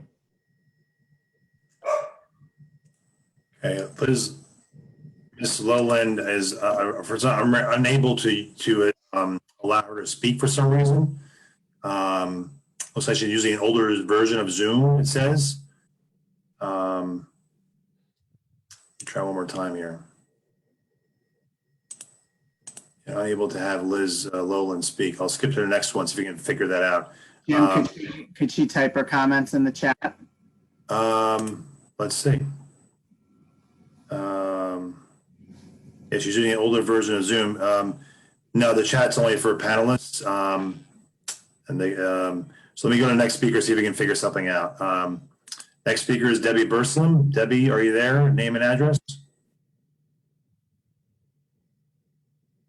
Debbie? Debbie, you're on. Yeah, sorry, I just had to hit the unmute. Yeah. So good evening. Thank you for taking my call at this late hour. And thank you for all everybody does. My name is Debbie Burslem, and I live at 256 Kimball Avenue in Westfield. And I live in the town's only official historic district. And it has been a blessing to live here. I honestly think that for the 23 years that I've lived here, there hasn't been a week go by that people come down the block, and Greg Blasey spoke to it, that, you know, what a beautiful block. It's so nice. Everybody's property's kept so well, and which they are in other places of town, but it's consistent. It's the entire block. There's a very specific flavor and character. It's a moment in time. What Greg spoke to is something I've heard him speak about at other meetings, and he is incredibly eloquent and rational and logical in getting the point across. And I only wish that anybody that has questions would listen to him or have the opportunity to listen to him. That said, I have read the ordinance, the revised ordinance, and there were some things I don't understand in it. And I appreciate that this isn't quite the place to do that. And I was not able to get to historic preservation meeting last night, but there's several things on it that I don't understand. I appreciate that the state probably just caught whatever this deficiency was. I think Tom addressed that, or Don, because I know that the town's been trying to apply for the certified local town government for quite a while. Is there anything else that would make us be in compliance that wouldn't cause people to fear? I honestly think that a big part of getting people to understand and to accept any changes is education and knowledge in many subjects, but especially when it comes to historic preservation. People get all up in arms about things that, it's funny because in the new ordinance, I understand that the paint requirement was taken out of it. And I think that personally, I don't understand that. I don't understand taking out, but I also don't understand people being flipped out about it. It is like any other legislative process, except that historic preservation isn't legislative. And I wonder if we should, perhaps the council should consider making historic preservation a legislative board, like Board of Adjustment or Planning Board. I don't know that that's possible, but you know, maybe that could eliminate a lot of the back and forth. It would be good, because you've had it for other things, and for years that I've lived here, to have public question and answers, but in an organized way, kind of like what you guys did with the master plan meetings, you know, because most people don't ask about historic preservation. I think there's a huge disconnect that people think that, you know, it's not necessarily historic, it's character. And Greg said a lot of what he put it better than I did, but it's not the historical society. This is about preservation of the character of the structure of the town, the infrastructure. I think it would have been good prior to writing the ordinance to come to the residents on Kimball. I've only lived this for 23 years. There's a lot of other people that have lived it a lot longer, about what works and what doesn't work. I think that would have been a good thing. I think that not just with historic preservation, but just in general with the Board of Education, Board of Adjustment, excuse me, and the Planning Board, to use the Architectural Review Committee more, if that's possible. I think that what Greg addressed with pre-World War I, World War II, post-World War II, maybe that's the number to put in, or maybe there is no number to put in, because even houses that are built in 1960 have a reflection of the culture and the character that went on, which is just as valuable as something that was built in 1910.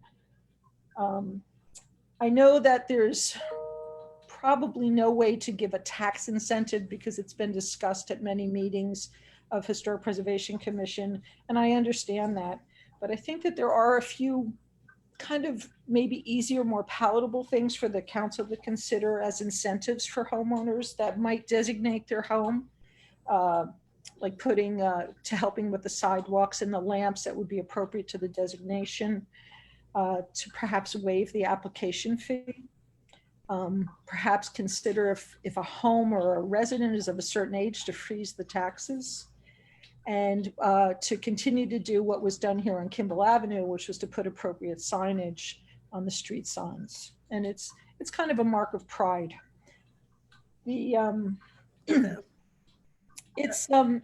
been a wonderful place to live, and everybody, when Kelly Kessler was chair of the Historic Preservation Commission, she did a ton of work with several neighborhoods, and she had some of us come and talk to them, and it really kind of mutes a lot of it. So I almost wonder if maybe it should be put, not to hold up the whole world, but to be put on pause until there can be more group discussions.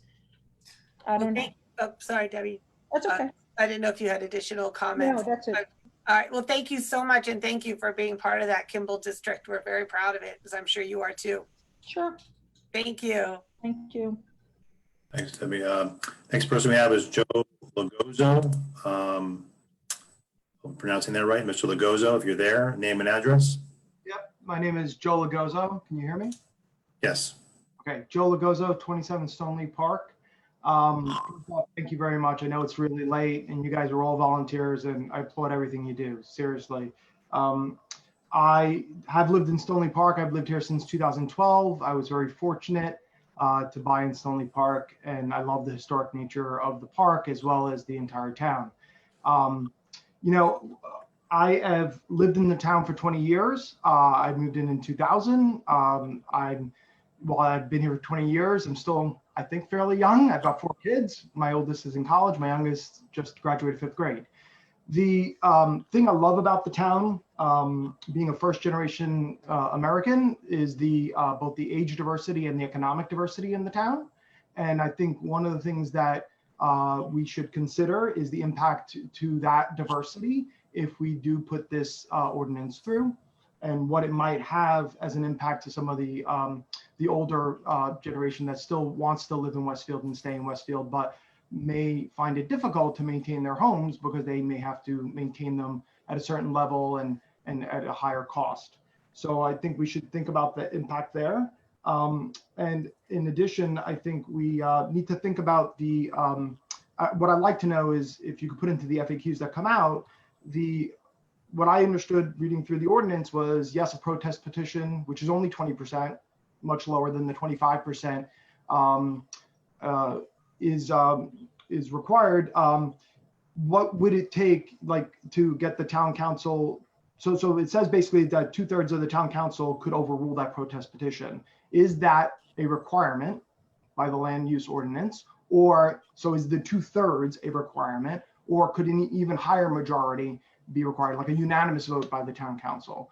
I do recognize that this is not an easy subject. And let me just go on record to state that the reason I moved into Stoneleigh Park is because I love the historic nature of it. I did a lot of work on my house, so it's not going to affect me because my house is already the way it is and I'm not doing any more work to it. I've already put too much money into it. Sherry Hines, who spoke earlier, did similar work to it. But I do get concerned about the broad diversity within the town and their ability to live up to that standard if the historic preservation ordinance gets passed in its current mode. So that's it. Thank you. Great. Thanks, Thank you Joe. so much. Hey, we have another, next person is Mallory Saltzman. Mrs. Saltzman, if you're there, name and address. Hi, yes, Mallory Saltzman, 849 Tice Place, and thank you. I am in favor of the ordinance. I believe it's a step to preserve neighborhoods and neighborhood feel we have here in Westfield. And this is a local issue that I have voted on. And let me add that I, as other people have said, I don't believe this goes far enough. I think we want to preserve neighborhoods that are historic and neighborhoods that are just more recently built, because we have nice neighborhoods in Westfield and nice neighborhood fields. And I think this is a great first step. Thank you. Thank you. Thank you. Next person we have is Jim First. Mr. First, if you're there, name and address. James First, 262 South Scotch Plains Avenue, Westfield, New Jersey. Thank you, Jim. Mayor Brindle and council, first of all, I want to thank the volunteers. You guys, I understand, I've been there. I was 12 years a councilman. I understand how late it gets and how long the hours get and how many times you go to town hall in a week, which not now at town hall, but still the work is still important. So thank you for that. Can't go without thanking Chief Bataloro and Chief Tiller for their work and the work of their units and staffs. Most importantly, though, I wanted to thank Megan Avalon, who seems to be forgotten in all of this as the director of our public health department. She's clearly on the front lines of this. So thank you all. This issue is close to my heart. I live in a house that was built in 1912. I've fully redone my home, so I don't know that I'm historic any longer. I don't know that the significance of my home is such that I would be designated, but it's near and dear to my heart. I taught land use at Seton Hall Law School, so familiar with it. It's important to note, I think, that it's potentially a good intention that the council had. The last time that this ordinance was revised, Jim will recall, was when I was chairman of the Code Review and Town Property Committee. It was important to me at that point to try to get people to be incentivized to try to have their home designated or their neighborhood designated. This, I think, goes a little beyond that. To force people into a situation where their home is going to be forced to be designated is a little bit beyond what the scope is. The intention, as I said, is true and good, but it's one that shouldn't be about age. It should be about architecture.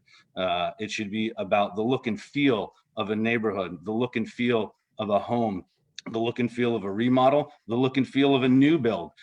It's what we see after the fact that something is knocked down, or what we see after there is a renovation, that really is what people are concerned about.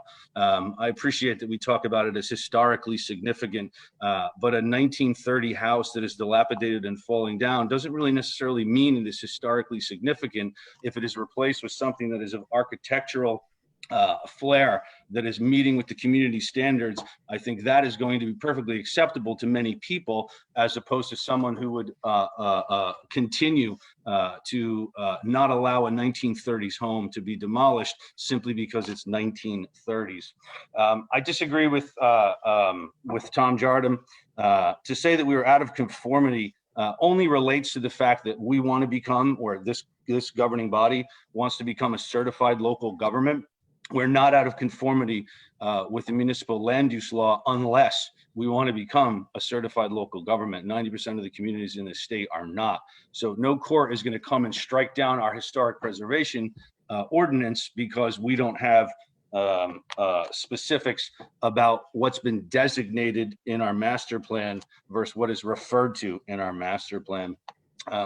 I also concerned about the ramifications that this may have, or the legality of this with regards to spot zoning issues.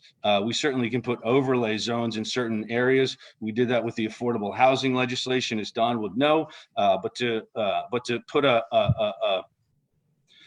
a swath over the entire town, but then to only designate what you've admitted to be only about a third of the homes, with no real guidance as to a zone, with no real guidance as to which house.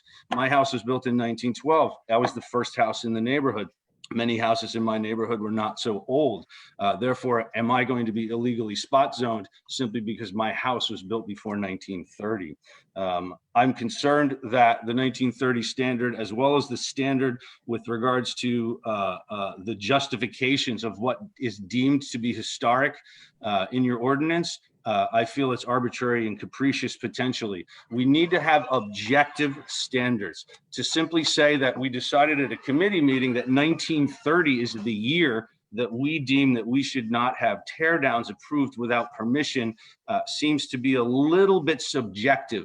I understand that Mr. Blasey talked about pre-war versus post-war. Well, as I recall, the war was in 1940 to 1945 or somewhere thereabouts. 1930 seems to be just someone stuck their finger up in the air and said, okay, we're going to choose 1930. That question has been asked repeatedly of Mayor Brindle as to why, in fact, we've chosen 1930. And it seems that that answer can't be a yes or a no. There's no simple answer to that. And the people who ask that question get cut off and told that's going in FAQs. And that's okay. But that's a concern that you as a council should have as to whether or not this law is going to be legal. Thank you. Is it, I'm not finished yet, Mayor. Oh, If I may sorry. continue, please. I'm just mindful of the time. I certainly am mindful of the time, and as I said, I appreciate all your time being there. When I was chairman of the Code Review and Town Property Committee, this was an issue that I wanted to address. And as Jim Godet will recall, because I think he was the only one probably, oh, Chris was there. Chris was assistant engineer at the time. They will recall that it was a campaign pledge of mine to try to put more teeth into our historic preservation ordinance.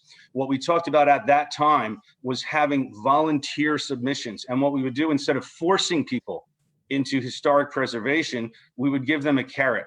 We would allow them to have the front line at the Board of Adjustment meeting, or perhaps if they have a carriage house that is not 15 feet tall, but is 2.5 stories tall, that they would have the ability, if their home was designated historically, they would have the ability to be relieved from the limitations of our zoning ordinance with regards to carriage houses. I think we should revisit that. And instead of forcing people and giving people a forced result that will breed resentment, it should be an incentive-based situation. Chairman Newell of the Planning Board had recently done it, and I applaud him for that. He did that voluntarily. People should not be forced into putting their home into historic preservation. So those are my comments with regards to that. I then switch gears and I say that in March of 2000, I think it was 18, Mayor, you appeared or came to the Recreation Commission, and at that time you talked to us about how you were putting the Tamaqua Park project on hold with regards to fields. You told us that it would be months before, only months before we would have another plan, before we would have additional fields, before we would have turf that our children could play on. Here we are 2.5 years later. We've been through the master plan revision. We've been through a lot of studies. We've been through a lot of analysis, yet our children have no additional fields in the town of Westfield to play on. So I'm a little dismayed that my child, who was 8.5 years old at the time, has now, in essence, almost outgrown the use of those childhood fields. And I'm a little disappointed that we don't have any solution to that issue. So those are my concerns. I hope I was not taking too much time. I appreciate your time this evening, your volunteer efforts, and thank you very much. Thank you, Jim. Next person we have is Greg Casco. Mr. Casco, if you're there, name and address. Good evening, it's Greg Casco, 434 Everson Place. Can you hear me? Yes. Good evening, Mayor, members of the council. I bought my house back in 1994. I'm going on, I think, my 48th year here living in Westfield. My parents had bought in 1972. I chose to buy my house, number one, because it was a fixer-upper and I could afford it. But number two, I liked the character of the house, the chestnut wood, the 9-foot ceilings, everything that comes along with an old house. And it took me about 3.5 months to get it livable. That being the dining room, kitchen, master bath, and master bedroom. And each day I was working on the exterior of the house, the Welch sisters who lived on Beechwood.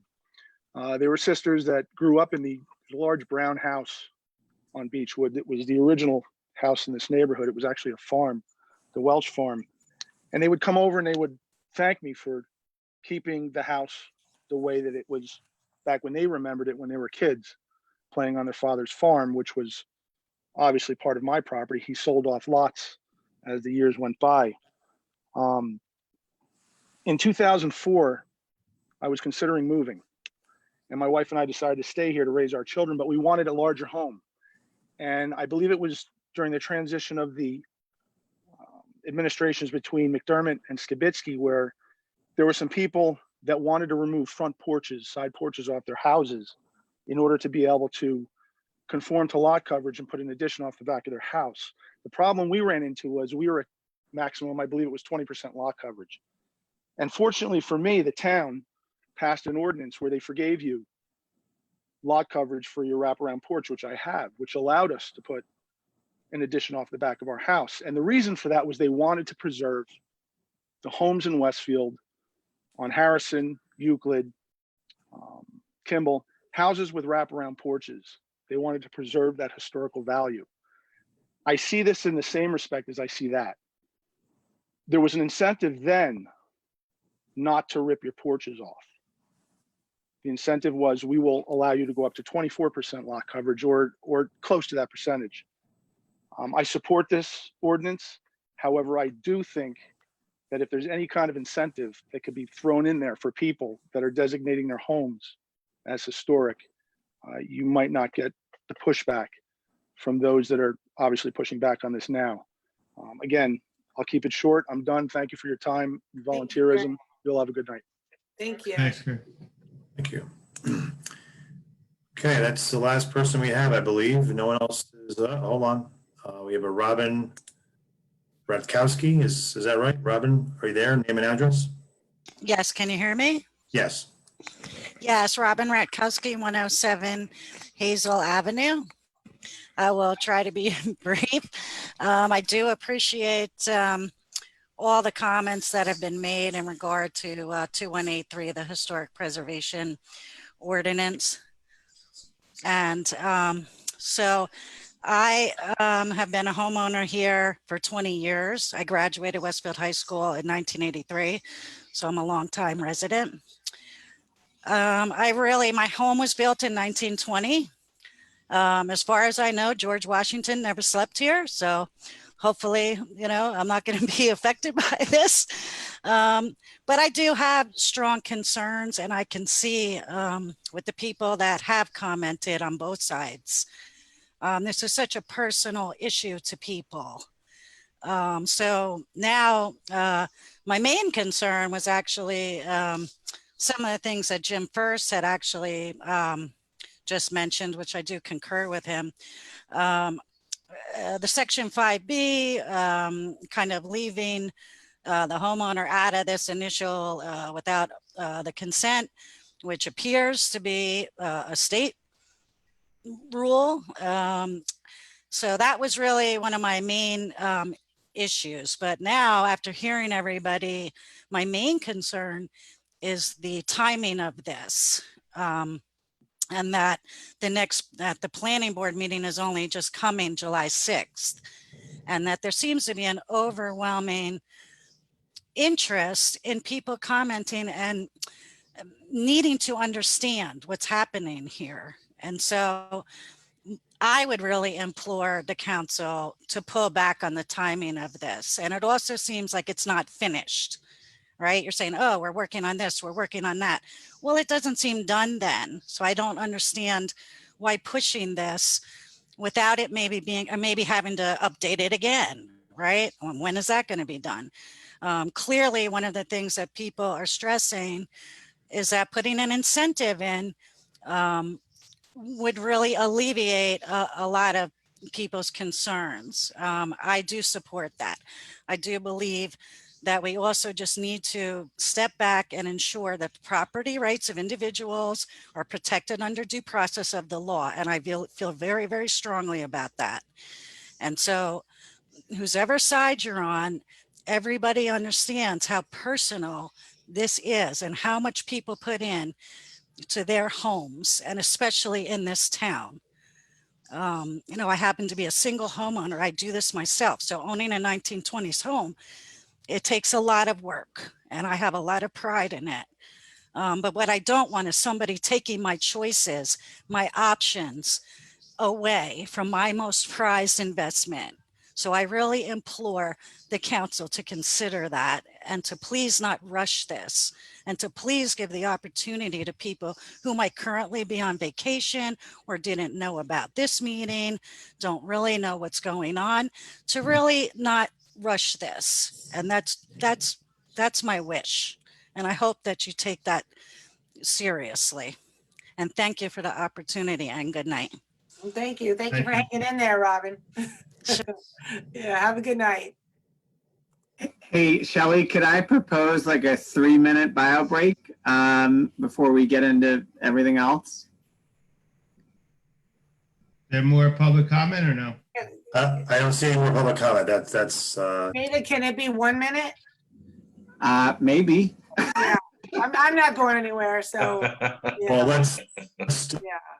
if there's no more public comment, let's close the public portion. That. So, okay, hearing none, or I close this portion of the meeting and we can move to bills and claims. So I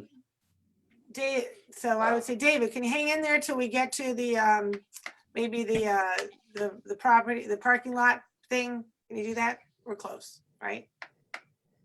Yep. All right. So okay, Councilwoman Hapgood, can you move the Finance Policy Committee resolutions?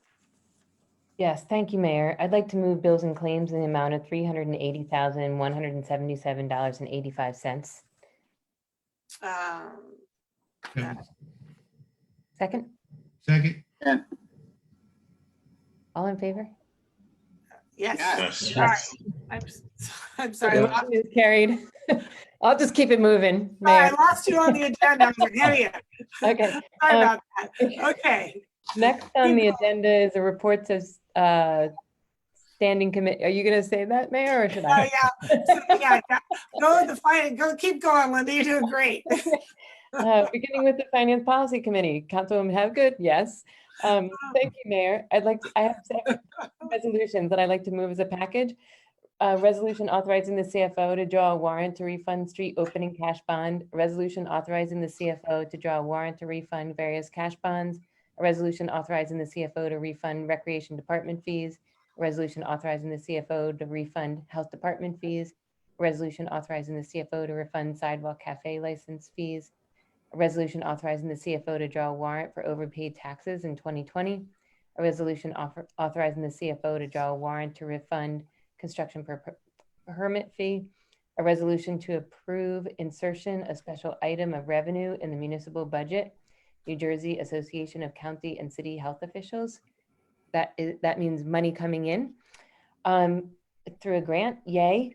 Resolution to approve insertion of special item of revenue in the municipal budget, clean communities. Also money coming in, more yay. Resolution to approve insertion of special item of revenue in the municipal budget, body armor. Resolution to award a contract for solar advisor services. A resolution authorizing stipend for recycling program coordinator. And a resolution authorizing payment for year 2 costs for purchase of body worn cameras. May I have a second? Second, Dardia. Any discussion? All in favor? Yes. Yes. Opposed? This motion is carried. So next is Code Review and Town Property Committee. Councilwoman Mackey.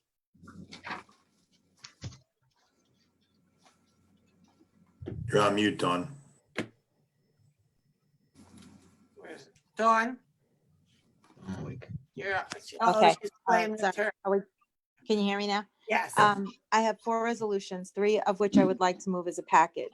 1 resolution to approve peddler's license, 2 resolution authorizing the mayor to execute an agreement with the County of Union to modify cooperative agreement, and a resolution authorizing an agreement with CGPH for the administration of an affordability assistance program. May I have a second? Second. Second by, who was that? Councilman Contract? Any Yeah, that was discussion? Parmalee. Parmalee, sorry. All in favor? Yes. Yes. This motion is carried. I would also So- like to move for the adoption of a resolution designating an area of the town of Westfield as more particularly described herein as an area in need of redevelopment pursuant to the local redevelopment and housing law. Can I have a second? Second. Second, Dardia. Second by Councilman Dardia. So this is when we're gonna move into Phil and Chris, right? Now, is this going to take, anybody need a bio break? 1 minute?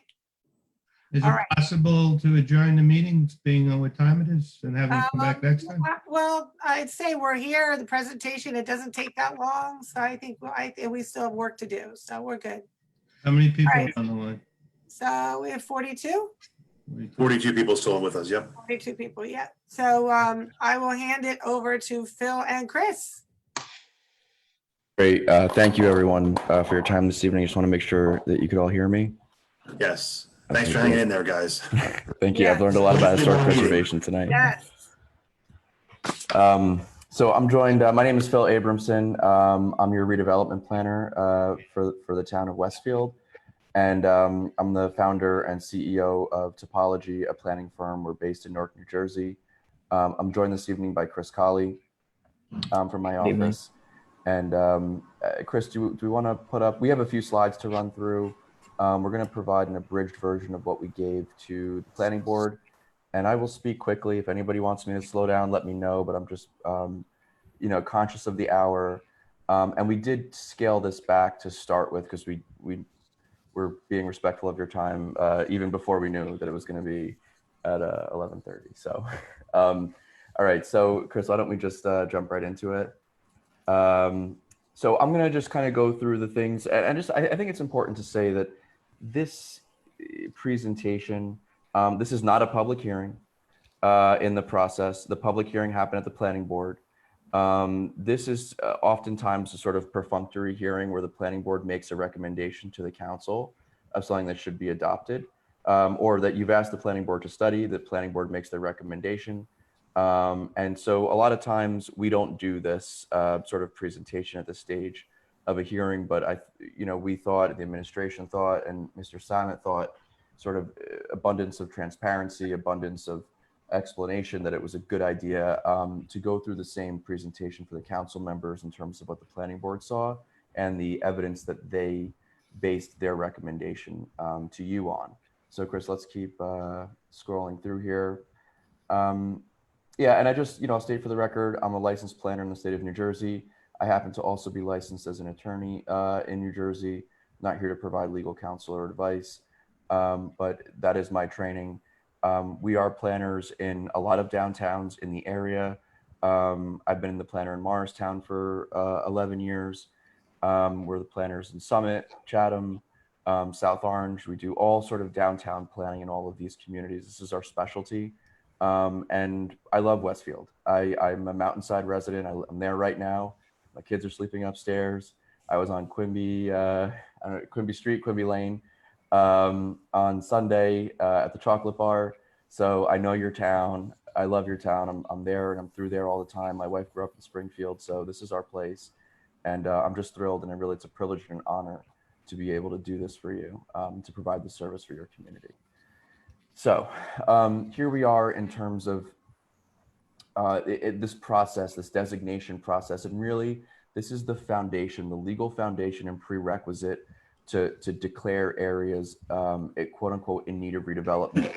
And upon that is built a redevelopment plan. I heard the word pilot mentioned. Upon that could be a pilot. But the reality is none of these things are required after this process sort of ends this chapter, and you could stop the book at this point. There's no obligations past this. It is completely discretionary. The local redevelopment housing law in the state of New Jersey was intended to empower municipalities, not to obligate municipalities. So you have taken this step to determine whether these properties meet the criteria or not. So a resolution was adopted on March 10th. You asked the planning board to study. We worked with the planning board. We provided them a report. We went through all the notice and resolution requirements. May 14th, that hearing happened. I'm sorry, the report was submitted on May 14th, and then on June 1st, we had a hearing at the planning board. They made recommendations to designate the areas, sneak preview into what we're going to recommend and what we're going to conclude. And now we're here where the governing body takes that recommendation from the planning board and you accept, reject, or modify their recommendation. Let's go to the next one, Chris. So how did we do this? And I'm going to talk a little bit more about what this means. But we looked through these properties. We looked at aerial imagery. We did site inspections of the parking lots that are in question here. We looked through police reports, municipal tax maps, everything that we can. We're like data sponges when it comes to this stuff because everything matters and everything's important. And this is a fact-based test. None of this, and the case law guides us, and we're going to talk through that a little bit. Chris, next one, please. Okay, study area overview. So I'm just going to kind of talk through. So there's 6, 7 properties here in question, and they're all surface parking lots. They're all owned by the town, public parking lots, surface parking lots. I'm not going to go through each one right now, but there's one owner, 7 properties, 7 properties and 8 parking lots, just under 13 acres. And, one of the things I think that you'll see, there's $697,000 in cumulative improvements. Sounds like a lot of money to me, but when you're talking about 13 acres in Westfield, it is a statistical anomaly in terms of how underimproved these properties are from just an investment perspective. So the study area that we looked at in sort of the context of downtown Westfield, and you can kind of see where they're located. These are all essentially within the boundaries of the special improvement district, which is, I think, critical to the case law. And Chris is going to kind of run through some of that in a moment in terms of the case law analysis. And you heard some members of the public speaking during public comment period about Princeton and sort of what that means. So what we're showing in this map is that these properties are smack dab in a downtown, in one of the most valuable downtowns in the state, and in a place where the municipality has made a decades-long commitment to improving its downtown. So just to read a quick quote from the master plan. Downtown Westfield serves as the heartbeat of the community's commercial and social activities. It continues to be envisioned as a pedestrian-oriented and mixed-use center to offer a variety of housing choices, retail environments, traditional and non-traditional office employment opportunities. New development will preserve and celebrate the town's rich history and architecture and provide housing and destinations for shopping services, all within an environment of tree-lined streets, pedestrian parks, and plazas. What's not to like about that, right? And this is the goal. Like, this is the unicorn of towns and places that all communities strive to be. And I think I even heard some people say that in the public, that all towns want to be like this, and they do. I work with 25 municipalities, and they do. They all want to be like this. And so you are here looking at these parking lots and asking yourselves, do these parking lots advance this objective? It's an important question, and we will tell you why we don't think that they do, and that is relevant under the case law. I'm not going to read all these different quotes, but the point is that your master plans have consistently said that they want to promote desirable pedestrian environments, discourage automobile-only development, and that these parking lots are inconsistent with the goals that you set out for your community for 20 years at least. Let's keep going. All right, study area evaluation. All right, so I'll go through the statistical, and Chris, I'm going to hand it off to you when it comes to Princeton. So what do we mean by statutory analysis? We've heard a lot about New Jersey state law tonight in a different context. So this is the law that is set up, and so there's the municipal land use law, which you've heard about, and this is the law that covers planning boards and zoning boards and master plans and zoning ordinances.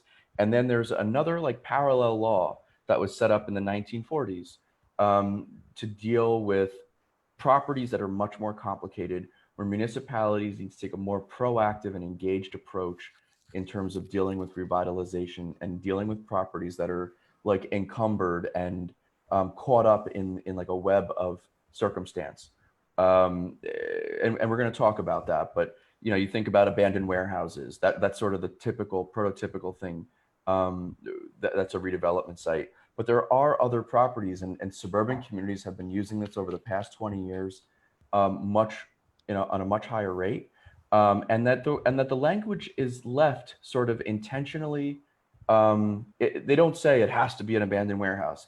It talks about qualities and some almost subjective qualities to allow communities, to empower communities to make their own decisions about what these things mean within the confines of case law and other interpretations. But the one that we're really going to focus on this evening are properties that are dilapidated, obsolescent, faultily arranged, designed, or improved, that are detrimental to the public's health, safety, and welfare and morals of a community.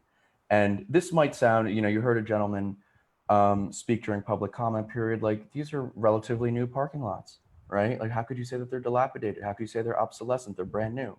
The point is, and as Chris will explain, that the courts have determined almost, with a pretty broad brush in the case law, that when you look at parking lots in downtowns like this, in the most valuable downtowns in our state, in North Jersey, in the region, that have made a decision to be walkable, that have made a decision that the existence of these massive fields of macadam parking are obsolete within themselves.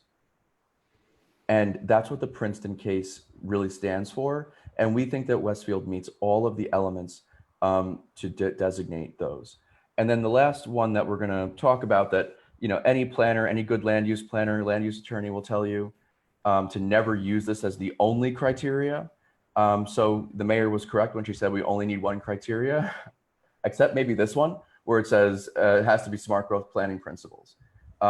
Because anything in your town would be that, right? So I don't know that we're going to designate the entire town, because you are a smart growth town, and almost anywhere from residents can walk to the train station pretty easily. That to me is like one of the keys of smart growth planning, is a range of mobility options, compact development, living in established places with established infrastructure. Westfield hits all of those things all day long. So we think that's an extra, but Chris, I've done enough talking. I'll Why hop don't in you here. go ahead and go through this quickly for these people. Yes, I'll go through it quickly, but not too quickly, hopefully. So really, like the sort of central pillar that our report stands on has to do with this case law related to a case out of Princeton called Concerned Citizens versus the Borough of Princeton, which is back from 2004. And as Phil sort of alluded to, it deals like very specifically with whether or not surface parking lots in certain contexts can be appropriately qualified as in need of redevelopment under criterion D. And the sort of the context is very important. And the case doesn't go as far as to claim that all surface parking would be obsolescent, but it does lay out sort of very specific conditions and characteristics of Princeton. And what we did was we sort of tried to pull out what the most important of those characteristics were and determine if they were analogous to what we found in Westfield. So the three that I'll hit on is one, like, location matters for, determining whether or not a surface lot is obsolescent. And most importantly, location in the downtown matters, right? So what the court found in Concerned Citizens was that for surface parking lots downtown, they used the term that these were yesterday's solution. And that particularly in downtowns in close proximity to transit, providing parking through a surface lot had become an obsolescent method of proposing parking. Another test that they sort of looked at was, well, had the community spent a long time and had, codified efforts to improve and sort of fortify the quality and the vitality of their downtown. And then lastly, had the presence of the lots inhibit the types of uses that would allow Princeton to fulfill their objectives, and then sort of secondarily, but equally importantly, would redevelopment help serve the public health, safety, and welfare? So as I said, we looked at all those three key points, like in the context of Westfield, and what we found is that there's a pretty close alignment to what the court found in Concerned Citizens and what we have here. So obviously it's downtown, right? I think that there'd be little debate about that. We gave the planning board a much more detailed history of the sort of long-term planning efforts of the town to improve the condition of the downtown. But for you, we can just say that, the master plan, we quoted that, and the master plan re-exam, we quoted that as well. But there are other reports from various stakeholder groups that address the sort of long-term efforts of Westfield to ensure that downtown remains like a vibrant center and whatever the cultural and economic or commercial and economic center of your town. Hey, Chris. Yeah. I do think it's worth mentioning what a few of those were, because of course. The master plan, and then there was even going back to something that Michael Laplace had done back in like the downtown. Yeah, so there's the 1999 Downtown Westfield Corporation put out a report. 2002, the master plan. Union County did an analysis of the Raritan Valley line, sort of had a similar recommendation. And then in 2017, there was a town stakeholder group. The Downtown Task Force. Yes, exactly. And they put out a report as well. And really, we're sort of you see similar language across all of those. So I think that's the takeaway. Since 1999, the town has been talking about the same challenges and opportunities, right? That we haven't really resolved. Yep. And so it's an ongoing conversation that we're now saying we're prepared to address. Correct.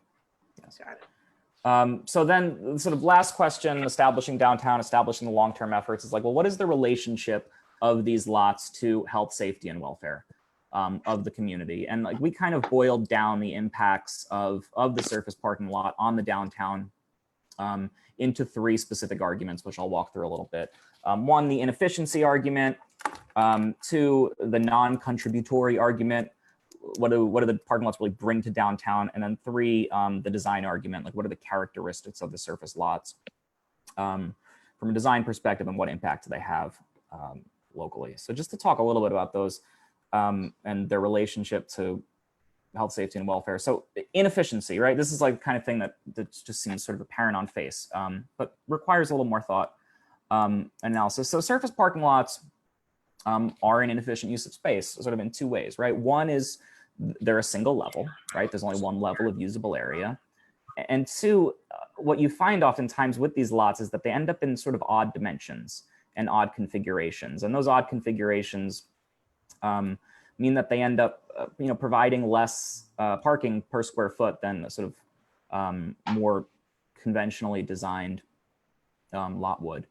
And like the outcome of that inefficiency as it relates to welfare is really twofold. One, if you use up a lot of land for surface parking, it leaves less land for you to do the other things that you've said that you want to do in your downtown, right? It excludes other uses that are possible. That could be incorporated. And then two, and I think this is really important, especially in light of a couple of the comments that were made before the study, it provides insufficient parking inventory, right? So like no one would deny that downtown Westfield needs parking, right? And from your master plan, like the engagement in there, everything in there said we need more parking, right? Parking, 27% of people who responded to that survey said parking in downtown was good or excellent. That means 73% didn't think it was good or excellent. And really, like, if you have a parking problem and you have all of this land dedicated to surface parking, it's a pretty easy connection to identify that the surface parking lots are doing an inadequate job of satisfying that demand. So they're inefficient, period. Non-contributory, right? So all a surface parking lot really does is it stores vehicles, right? And as I just mentioned, like they're not doing that job adequately. They're not storing enough vehicles, and the consequence of them not storing enough vehicles is an impact on the sort of the viability of the downtown, and the success of the downtown is largely dependent on parking inventory, and the lots are not satisfying that need. And then in a sort of more planary approach, they have a negative impact on the streetscape, and this is important from aesthetics. But it's also just important from the way that people engage with a street and the way that they engage with an area. So, you'll often hear planners talk about streetscapes and street wall, and really what a surface parking lot does, and you can see it a little bit in this image in the back, is it breaks the street wall And the impact of breaking the street wall, meaning you have this sort of sea of parking, as people are less likely to want to walk. And you can find plenty of studies that'll tell you that walkability, especially in downtowns, like has a positive impact on property values, has a positive impact on retail sales and commercial viability. So in failing to contribute to and build that street wall, the presence of these lots does have a detrimental impact on the viability of the downtown, which you so desperately, not so desperately, so much would like to continue to improve. And then lastly, on design, there are all sorts of characteristics of the design of surface parking lots that affect the health, safety, and welfare of the community. So, wide drive aisles, which could encourage speeding, lack of pedestrian infrastructure that requires people to walk in drive lanes, the sort of odd configurations I referenced earlier can create tight turns, poor sight lines, things of that nature, excessive curb cuts along street fronts, create conflicts between vehicles and pedestrians. And all of these have impacts on pedestrian safety and on driver safety, frankly. And then sort of secondary to that is the fact that surface lots contribute to excessive lot coverage, right? They have high lot coverages. They have very few impervious spaces. And like this has a negative impact on stormwater. Having high lot coverages is not uncommon in downtowns, but typically if you would find a development project with a high lot coverage, maybe there would be other stormwater mitigation strategies that would be incorporated into the development. And it's just, you very rarely will see that in a surface parking lot, and we certainly didn't see it in the ones that we evaluated here. So to sort of circle back to Princeton, as I said, like it's a context-specific argument that they made in Concerned Citizens, and there's sort of three tests about whether or not a surface parking lot could be found to be obsolescent. And downtown long-term efforts inhibits efforts to serve the public health, safety, and welfare. We think all of those are checked off fairly clearly in this case. So when we went to the planning board, and criterion H, as Phil said, smart growth, this is for us a sort of no-brainer smart growth area, and criterion H would be applicable. So at this point, when we went to the planning board, we went through each of the 7 parking lots individually and made offered detailed descriptions of each. We're not going to do that here, so we picked one, and you can see how we applied the argument to that one lot. And then, if necessary, we can talk about other lots if folks would like to. So criteria D, we sort of pulled out the parts that were relevant. And I think this relates to an earlier comment too. We didn't call these lots dilapidated in the report. And we also didn't call them blighted. We called them areas in need of redevelopment under criterion D because they have exhibited obsolescence, faulty arrangement, and excessive lot coverage in a manner that was detrimental to the health, safety, and welfare of the community. And as I just went through, our basis for doing that in case law is Concerned Citizens. And just to sort of summarize that previous 3-bullet pointed argument, it's one sentence: surface parking lot situated in the downtown core where the municipality has well-established goals to improve downtown, and the presence of surface parking lots inhibit their ability to achieve its objectives. Based on that, we feel very strongly that we qualify as criteria D under obsolescence. And that takes care of sort of the first part of the statutory requirement. Second part of the statutory requirement is detrimental to the health, safety, and welfare of the community. And in order to assess that, what we did was we took the 3 arguments that we laid out earlier in terms of what are the impacts of surface parking on health, safety, and welfare. And we looked at each parking lot in that context. So in terms of inefficiency, I mentioned, it applies to most surface lots, but this one as well. A single level parking excludes other potential uses, provides parking inefficiently. So the parking space per square feet on this lot is 1 space per 447 square feet. Parking professionals would tell you want to be in the neighborhood of 300 to 325. You can sort of just see the inefficiency visually looking at the density and the values of surrounding uses.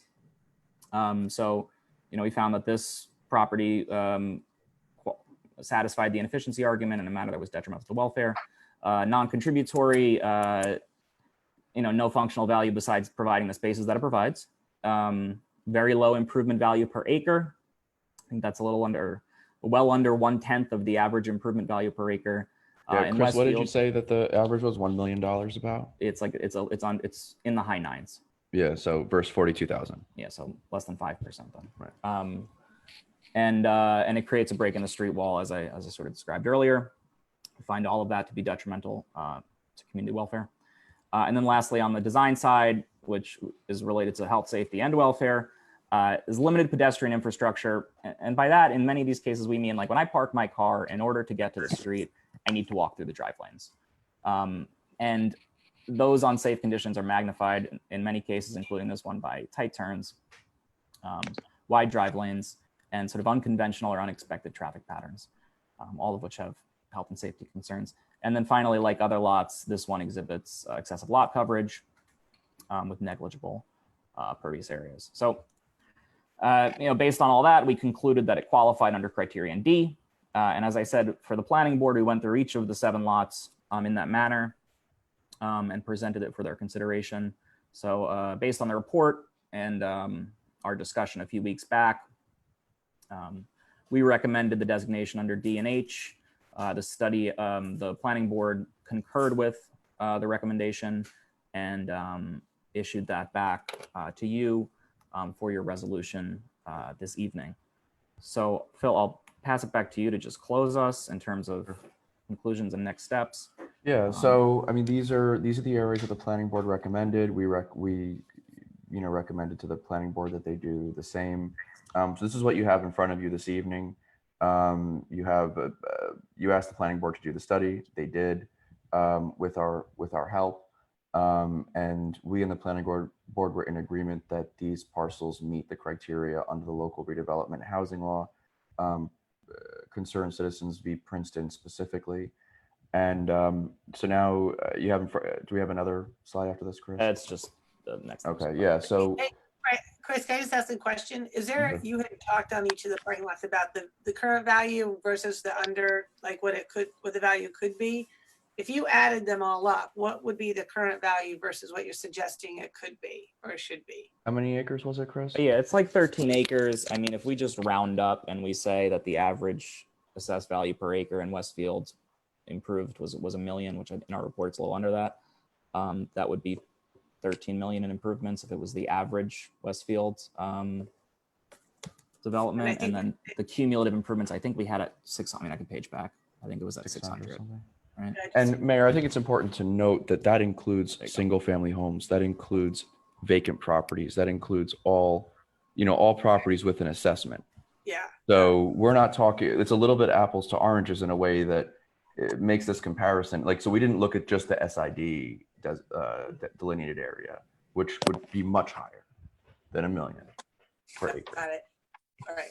Gentlemen, is there any data that that's out yet? How COVID, post-COVID, I'm sure all this data was accumulated before COVID, correct? The COVID and social distancing and the pandemic and the nature of the virus, I don't think would affect our conclusions. We have the downtown.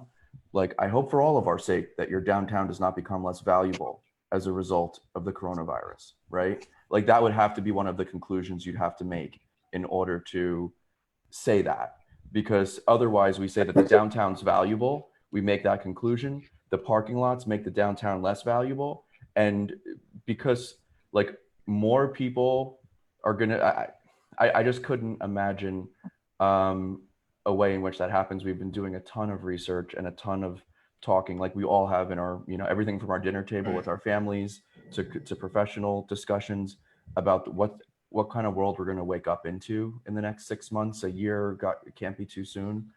But in terms of the criteria and the factors that the court kind of instructs us to look at and instructs you to look at as a community, I don't see any of those, the types of factors that would be influenced by this current situation or what the likely aftermath might be. The chances are there'll be less commuters commuting into the city for the next, could be forever, could be a few years. Right. So, I mean, if that were to happen, like, just let's play that out for a second. it makes the parking lots around the train station less useful. And I might have a different obsolescence argument at that point, because now that part of the community is no longer a commuter hub per se, but and now it needs to be returned to the people for a local economy use versus a commuter economy use. But it's a good point. Guys, I appreciate this is Councilman Contract. What happened in Princeton? Like, what did Princeton do with that surface parking lot? What was the outcome? It's funny. A little bit about that? We were sitting here so enthralled by this, but we decided to do a little bit of our own legal history research, and we looked up that parking lot. Yeah. So it's Chris could tell you. We were just talking about that. Yeah, so there's a public plaza. There's at least a portion of Princeton's library. There's some housing, and there's also 500 parking Actually, spaces. Chris, Michael Laplace wrote about this in a letter to the editor. And I personally know it because before I became mayor, I went down and met with the assistant mayor and the former economic development director. And they showed me it used to be a flat municipal parking lot adjacent to an old library that was threatening to relocate to the outer parts of Princeton. So instead, they designated the flat surface parking lot, and they converted it into this parking structure wrapped in retail that's beautiful. You can't even tell it's parking from the street. They put in a brand new huge public library, and they created a public plaza, which is where they have like their farmers market and everything else. And Michael Laplace will tell you that is now the heartbeat of the downtown of Princeton. And that was really the precedent, I think, the fact what they did with their parking lot and how they converted it really really was a shot in the arm for their local economy. But if you want more specifics, Michael Laplace, he's the planner in Princeton now, so he's Got it. No, and I went to school there. Oh, you went to Princeton, right? I think I know exactly what you're talking about, but I want to confirm that. Isn't Princeton, wouldn't that be a different demographic with the university there, or it's the same? Yeah, I'm glad you brought that up, because one of the people in the public also brought up, like, let's not compare Westfield to Princeton. Like, that's not. And the only reason that we're even talking about Princeton is because of the case law. And this is, precedential from the appellate division. It just happened to be in Princeton. But I would say that, like, that case law would apply to such a wide variety of communities, almost any urban. I say urban, I mean walkable downtown where, you could walk, bike, use a commuter rail, whatever. Any place that's like a valuable little kernel in the region. I would say that the Princeton case law would support using redevelopment tools to redevelop surface parking lots. So I appreciate it. They are very different communities. I think they're both lovely communities. Westfield's obviously lovely, and Princeton is a nice place, and I'm sure there are differences there. But I don't think that it affects or should be seen that way, that we're making a comparison here as a community. We're just taking the case law, and it just happened to emanate from Princeton. And it turns out our redevelopment council is the one that argued that case in front of the New Jersey State Supreme Court. So it's true. Yeah, and having lived in Princeton or went to school in Princeton, the downtowns function very similarly, where the entire community focuses on the downtown and loves the downtown. And it happens to be a magnet for everybody who lives there. Westfield is very similar.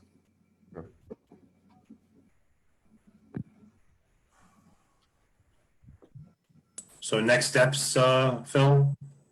So next steps, I think do you have a resolution in front of you this evening to do designation?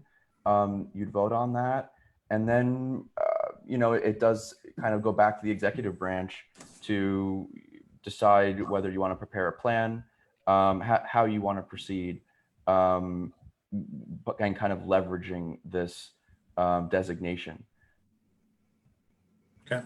And again, it's like completely within your discretion. You're not obligated to do anything after this.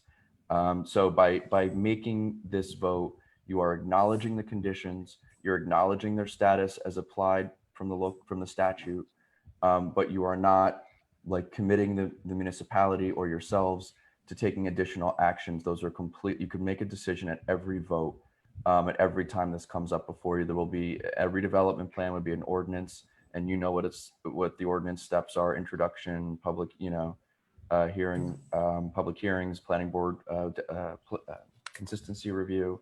So all that would happen, and that's what it would be. But tonight, if you vote on it, however you want to vote on it, that sort of punctuates this chapter in the process, and then it would be a new endeavor after that. And so I think Dawn, Tara, was there a motion and a second for the resolution? Yeah, it's now time to, we are on the discussion part, and it's time to call the roll. Okay, ready? Councilwoman Hapgood? Yes. She's on mute. Councilman Parmalee? Yes. Councilman LaGrippo? No, I just think this is too big of a decision to be made during the pandemic and summer break, but so thank you. Councilman Katz? Yes. Councilwoman Mackey? Yes. Councilman Contract? Yes. Councilman Dardia? Yes. Councilman Boyce? Yes. Mayor Brindle? Yes. This motion is carried. Thank you all. I also- Phil and Chris. All right, thank you. Thank you, Chris and Phil. Thank Thanks you. for hanging in there Thanks for tonight. your time this evening. Yeah, thank you guys. Thanks, guys. Excused. Good morning. Thanks, guys. Yeah, Yes. right. Yeah. All right.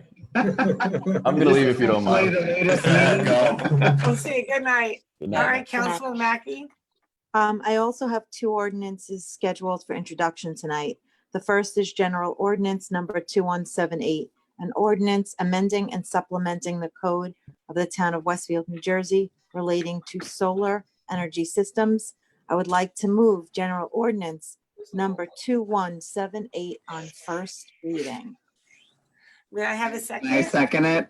Councilman Contract? Any discussion? Please call the roll. Councilwoman Hapgood? Yes. Councilman Parmalee? Yes. Councilman LaGrippo? Yes. Councilman Katz? Yes. Councilwoman Mackey? Yes. Councilman Contract? Yes. Councilman Dardia? Yes. Councilman Boyce? Absolutely, yes. Mayor Brindle? Yes, this motion is carried. Lastly, I would like to move General Ordinance Number 2183 on first reading, an ordinance establishing a Historic Preservation Commission and providing for the designation and preservation of historic districts and historic landmarks in the town of Westfield. May I have a second? Second, Dardia. Second by Councilman Dardia. Any discussion? I think we've done that. Please call the roll. Councilwoman Hapgood? Yes. Councilman Parmalee? Yes. Councilman LaGrippo? No. Councilman Katz? Yes. Councilwoman Mackey? Yes. Councilman Contract? Yes. Councilman Dardia? Yes. Councilman Boyce? Yes. Mayor Brindle? Yes, this motion is carried. So last is the Public Works Committee, Councilman Contract. All right, quick. 6 resolutions to move as a package. Resolution to submit a grant application to NJDOT for the North Avenue Safe Streets to Transit Project. Second, resolution to submit grant application to NJDOT for improvement of Willow Grove Road. Third, resolution to submit a grant application to NJDOT for the improvement of Prospect Street. Fourth, a resolution to submit grant application to NJDOT for Summit Boulevard Bike Lane Corridor. Fifth, a resolution authorizing change order number 1 for the 2019 Mindawasket Park Pathway improvements. And sixth, the resolution authorizing the award of contract for the 2020 improvement to North Chestnut Street. Awesome. May I have a second? Real quick, just curious, why we doing Willow Grove? That was paved about 6-7 years ago. There's a lot of streets in the third ward that could use that prior to Willow Grove. I mean, anyone have an answer on that? Yeah, I do.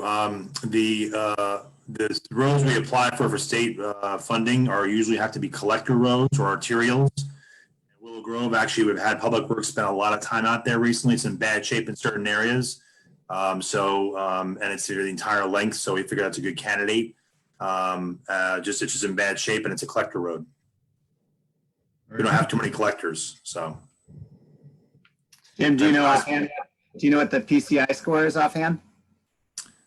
I don't know, but it wasn't great. Okay. Okay. Yeah, that road was paved, I don't know, Chris, maybe 6 years ago, not that long, so it shouldn't have. I think it's more than that. Is it more than that? Not much. About 10 or 12 years ago. No, I don't think so, but all right. May I have a second? Second. Second, all in favor? Yes. Yes. Yes. Opposed? Yes. This motion is carried. So just while we're all here, before everyone jumps off, we did have two quick things. Dawn's committee really had, I think we can skip everything else. Dawn, one thing to share was the FYI for the council.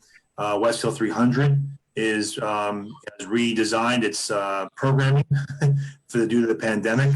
One of the things that's coming up is outdoor movie nights in Tamaqua Park, which will partner with the recreation department to do that. So that's going to start hopefully, assuming no other changes come from the pandemic, later in July for, I think, 6 Thursday nights, Dawn? Okay, so just an FYI, that's coming. Other things, we're still rebranding things, but the committee's working with the staff, and all the money for these events will come out of Westfield 300 fundraising. And I believe the sponsors, most of them, if not all of them, I think, have agreed to continue to be sponsors of other new events due to the pandemic. So that's, again, that's your report, I think, Dawn, right? You're shaking your That's head. the Yeah. importance. Okay, yeah. And then Mike, Thank you, Jim. I know you had a couple things real quick. Yeah, all right. So good morning, everyone. I'm excited to once again update you on the Bike Safety Task Force. As you know, this is a group facilitated by Councilman Katz, Contract, and myself, but chiefly it's being driven by kids, for kids. It's an effort to increase bike safety awareness and increase the use of bike helmets among kids 17 and under.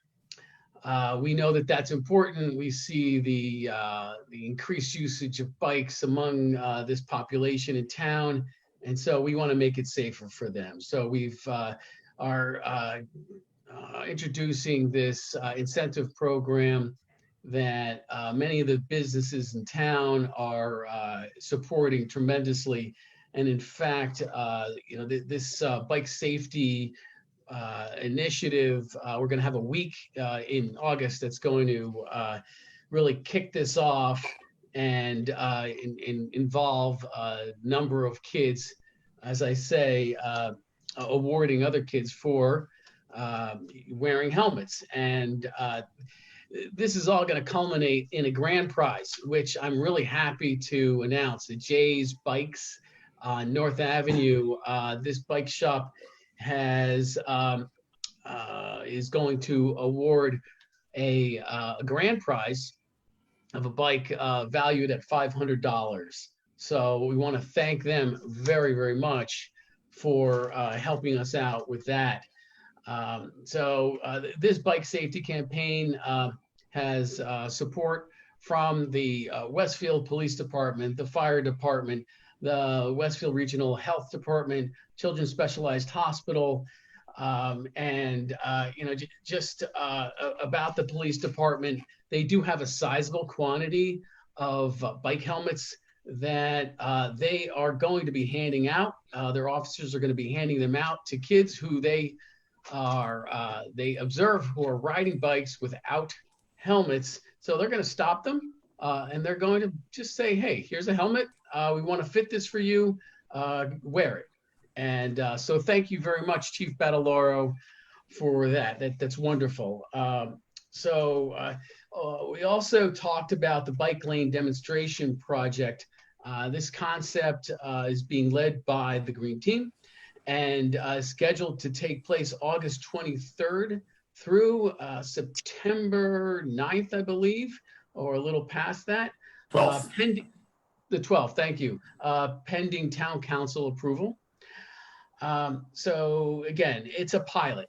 This is a test, and it's going to test bike lanes on Summit Boulevard and Prospect. So, you know, the green team's goal here is to solicit the residents' feedback. They want their input. And so if the green team gets the okay to move ahead with this, they will begin that effort to get their input, suggestions, and concerns about this. So before I move on, any questions?